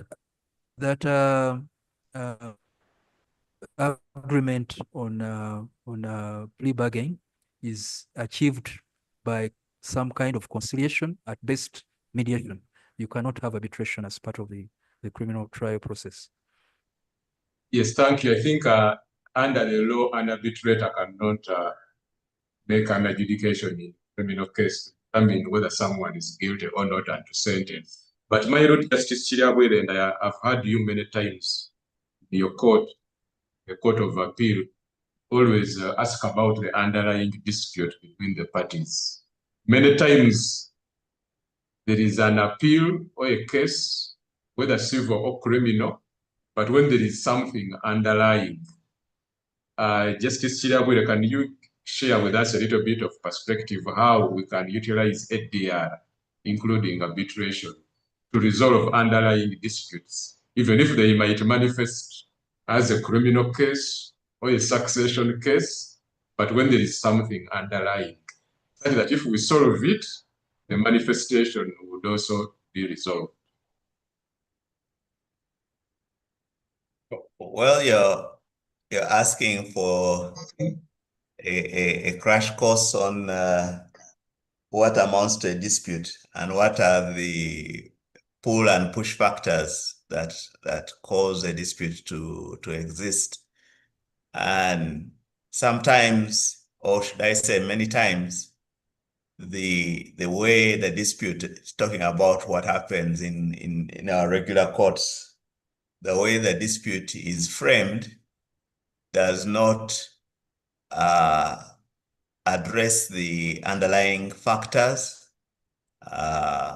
So for me, I can give you one example of a case I did, and it just involved a sale of a house, but the sale of the house was between two people who had a relationship. When the relationship broke down, so did the contract, but we didn't see anything like that in the pleadings.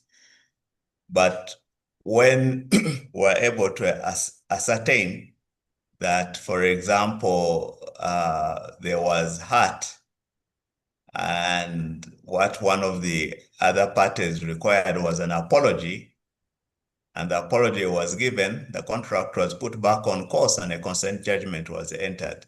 So there are many drivers of conflict. There may be emotion, there may be it could be religion, it could be, there are about like 6, I can't remember them offhand. The 6 drivers of conflict that you must always be alive to and must be able to address. It could even be, I know another one is understanding. Someone may have one understanding, another person may have another understanding, and you just have to be able to look at that. The beauty about dealing with the drivers, the pull and push factors, is that when they are addressed, then the conflict goes away. The conflict goes away, and people are more willing to enter into a win-win as opposed to a win-lose situation in dispute resolution. So you can also actually have within arbitration a provision that you can have what is called made up. You can have a mediation which goes into an arbitration. In fact, you can even have an arbitration that goes into a mediation. So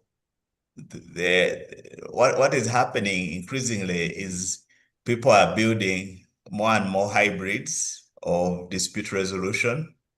They're not putting them in particular categories that we're used to or were taught. People are being innovative in order to resolve disputes. But one of the things that is important for legal advisors is to be able to go below the line, as we call it in dispute resolution, and establish what is driving this this conflict, what is pulling it, and try and address those issues as well. I think that's what I'd like to say for now. Most obliged, my lord. The crash course has been successful. I think all of us have now appreciated the pull and drive factors. So it is true that once we identify the pull and drive factors, the dispute will actually be resolved. Technically, a criminal case cannot be arbitrated, but as Justice Chiriawire has guided us, any case before court, once you identify the pull and drive factors and address them, then any matter can be amicably resolved. Just a second, and then someone is asking you to share your seminal paper on interim injunctions, where you condemned counsel for 23 adjournments after getting an interim order. My lord, do you have a recollection of that paper? Yeah, I suppose so. It was in the very early stages of my career as a judge. But I'll share it. I think it is around somewhere. Okay. I'll share it with Ms. Masaba. Okay. Secretariat, please follow up. We are very thankful, my lord. Someone is asking that in light of the non-binding nature of Memoranda of Understanding, MOUs, and their reliance on mutual trust, is it advisable to incorporate an arbitration clause for dispute resolution? Or does this risk undermining the collaborative spirit of the agreement? Justice Mubiru, what is your experience? MOUs, someone is saying it relies on mutual trust. So is this mutual trust jeopardized if you include an arbitration clause? I would say no, because arbitration is an acknowledgement that whatever good intentions we have at the time of reaching an understanding, we can't rule out entirely the possibility of differences emerging in due course over the course of our engagement, and sometimes escalating to a dispute. So that is part of our nature.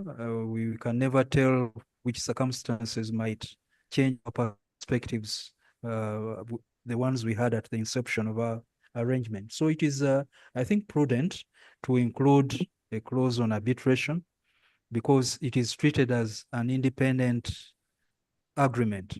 It is independent of the memorandum of understanding.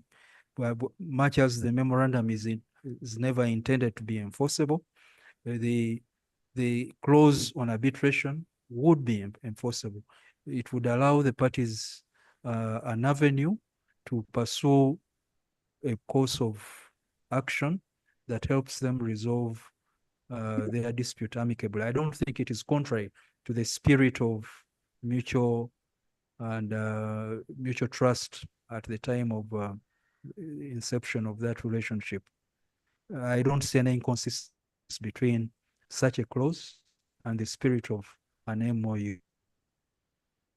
Thank you, my lord. Someone is asking, how do courts interpret and enforce hold Can I harmless? just come in on that one, if I may? Yes, my lord. Under arbitration law, the arbitration clause and agreement is separate from the underlying document in which it is. So it's an agreement within an agreement and can be litigated on its own strength. So even if the agreement is significantly faulty, that fault would not affect the legal efficacy of the arbitration clause. So even if it is in a memorandum of understanding, the moment you say all matters relating to this memorandum of understanding, whether it's application, its interpretation, its understanding, shall be referred to arbitration, that arbitration clause will stand alone. I hope I'm clear. Yes, my lord, that's very clear. In the chat, someone is asking, how do courts interpret and enforce in quotation marks, hold harmless clauses embedded in arbitration agreements, and what limits exist on judicial intervention in such matters? I don't know if my lords have discerned what this is about. I have not understood it very well. Hold harmless clauses embedded in arbitration agreements. Justice Chirawere, are you able to discern what this is about? Actually, I'm not sure what it's about. But what I do know is that that term is used when dealing with the arbitrator in detailed arbitration agreements. They normally give him protection from what? From suits that may arise against him in his individual capacity as an arbitrator. But again, the person who asked the question may have a different perspective. I am not particularly familiar with. Okay, thank you very much, Justice Chirawere. I think this is about immunity of the arbitrator, that he or she would not be personally liable for the conduct of the arbitration, and his decision, which I presume is similar, although not exactly the same as judicial immunity. Someone is asking, is it appropriate for one arbitrator to be appointed by an authority who is not recognized as an appointing authority? E.g., if parties agree that the Engineers Institute appoints the arbitrator, yet such an institute is not an appointing authority. Justice Mubiru?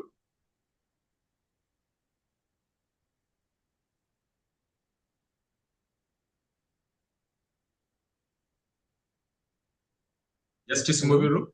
Can you hear Yes. me? And a person or an institution who is not an appointing authority, duly appointed by the minister, appoint an arbitrator if the parties have agreed. I think the question arises from the provisions of the Act, which have established the CADA as the appointing authority. But if you read Section 11, the parties may agree to alternative ways of choosing the arbitrators. And they can choose an institution to appoint on their behalf after they submit a dispute to that institution. It could be a professional body. It could be to any other organization of their choice. They could also select a person of repute to appoint an arbitrator. So they can come up with any formulation that works for them. But the provisions in the Act provide for situations where the mechanism they have adopted turns out to be unworkable, or it lacks detail in how they're supposed to go about it. Then the law steps in to provide what can be done in those situations. But they are free to choose any mechanism for appointment outside the provisions of the Act that works for them. And that could be one of them. Thank you very much. So the answer is that the parties are free to choose mechanism for appointment of their arbitrator. Just a second, and then someone is asking a question here. Is arbitration only limited to circumstances where there exists an arbitration clause? In the absence of an arbitration clause, can arbitration be conducted? The genesis of arbitration is the arbitration agreement. Without that agreement, either at the time the agreement is made or when the dispute arises, no arbitration would proceed.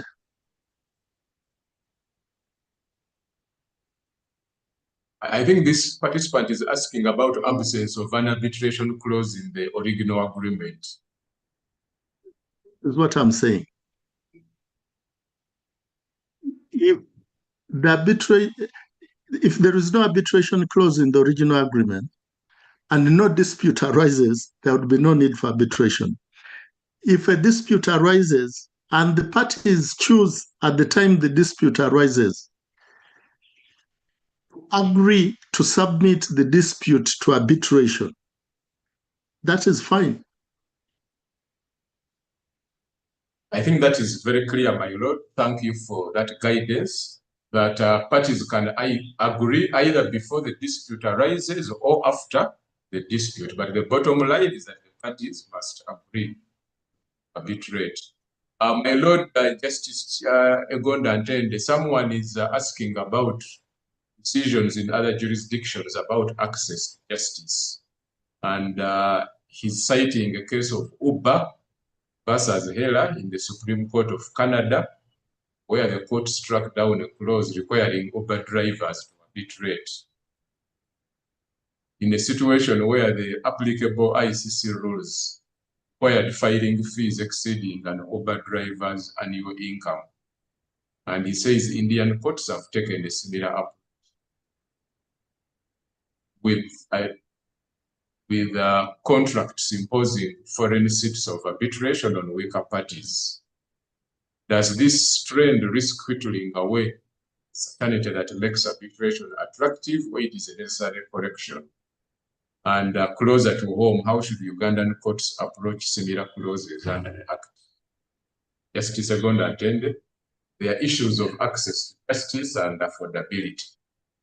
How should Ugandan courts approach when deciding whether to arbitration? I think when the question does arise, the Ugandan courts will rise to the occasion. When there are more specifics, I wouldn't like to deal with the fairly moot point. Thank you. Justice Chiriawire.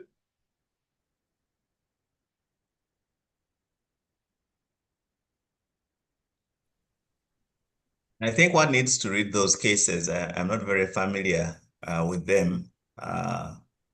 What I know is in India, there is this whole concept of judicial activism, and it is driven by many considerations, and one will need to look at them to be able to understand. My gut feeling is that the question speaks into a situation where someone will say that I want to opt out of what I opted in. And that will be quite tough. The onus will be quite tough, quite high. If you entered into this one and then you say, look, on second thoughts, I want to opt out. I think you'd have to go through those same issues of whether the arbitration clause or agreement is valid or it is invalid for duress or something like this. I don't know. We need more facts about those cases so that we know exactly what was happening there. Yes, I really wish to point out to my lords and the participants that the jurisprudence we have so far is that impecuniousness is not a ground for opting out of an arbitration agreement unless the respondent is the cause of your impecuniousness. I think there is a case which went all the way to the Supreme Court. Someone was arguing that he cannot afford to commence an arbitration in London. And he lost all the up to this. So currently, I think that is the current jurisprudence. You cannot opt out merely on the ground that if you are denied access to the court, you won't get justice because you cannot afford arbitration. Members will correct me, but I think it was Fulgence Mungereza, I think, versus Pricewaterhouse. Justice Chilawere, is that the case? Yes, I think you're correct on that one.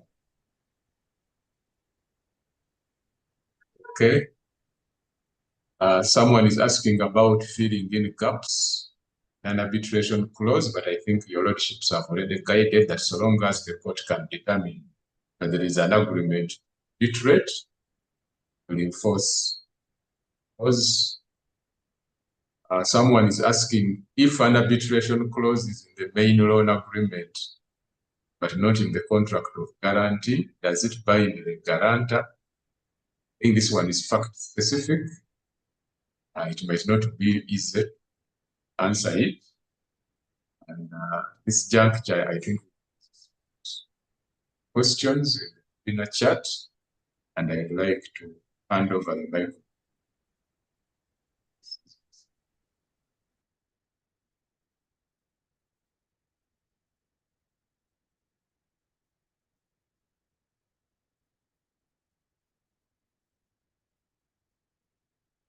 Mrs. Musimbuzi. Good evening. Permit me not to share my screen, please. Thank you, my lords, for a very insightful discussion. We have learned so much, and it's been an eye-opener in very many aspects. I'd like to thank Councillor Nerima for expertly navigating this moderation. And I would like to urge us, to those who haven't yet joined as members of the Chartered Institute of Arbitrators, to look out for our upcoming courses, the foundational course, the Module 1 course that entitles you to become a member, the fellowship course that will be held later on during the year. All these things are handled in greater details. What is a dispute? What is arbitrable? Who is the appointing authority? What happens when a clause is pathological? What if the clause is bare?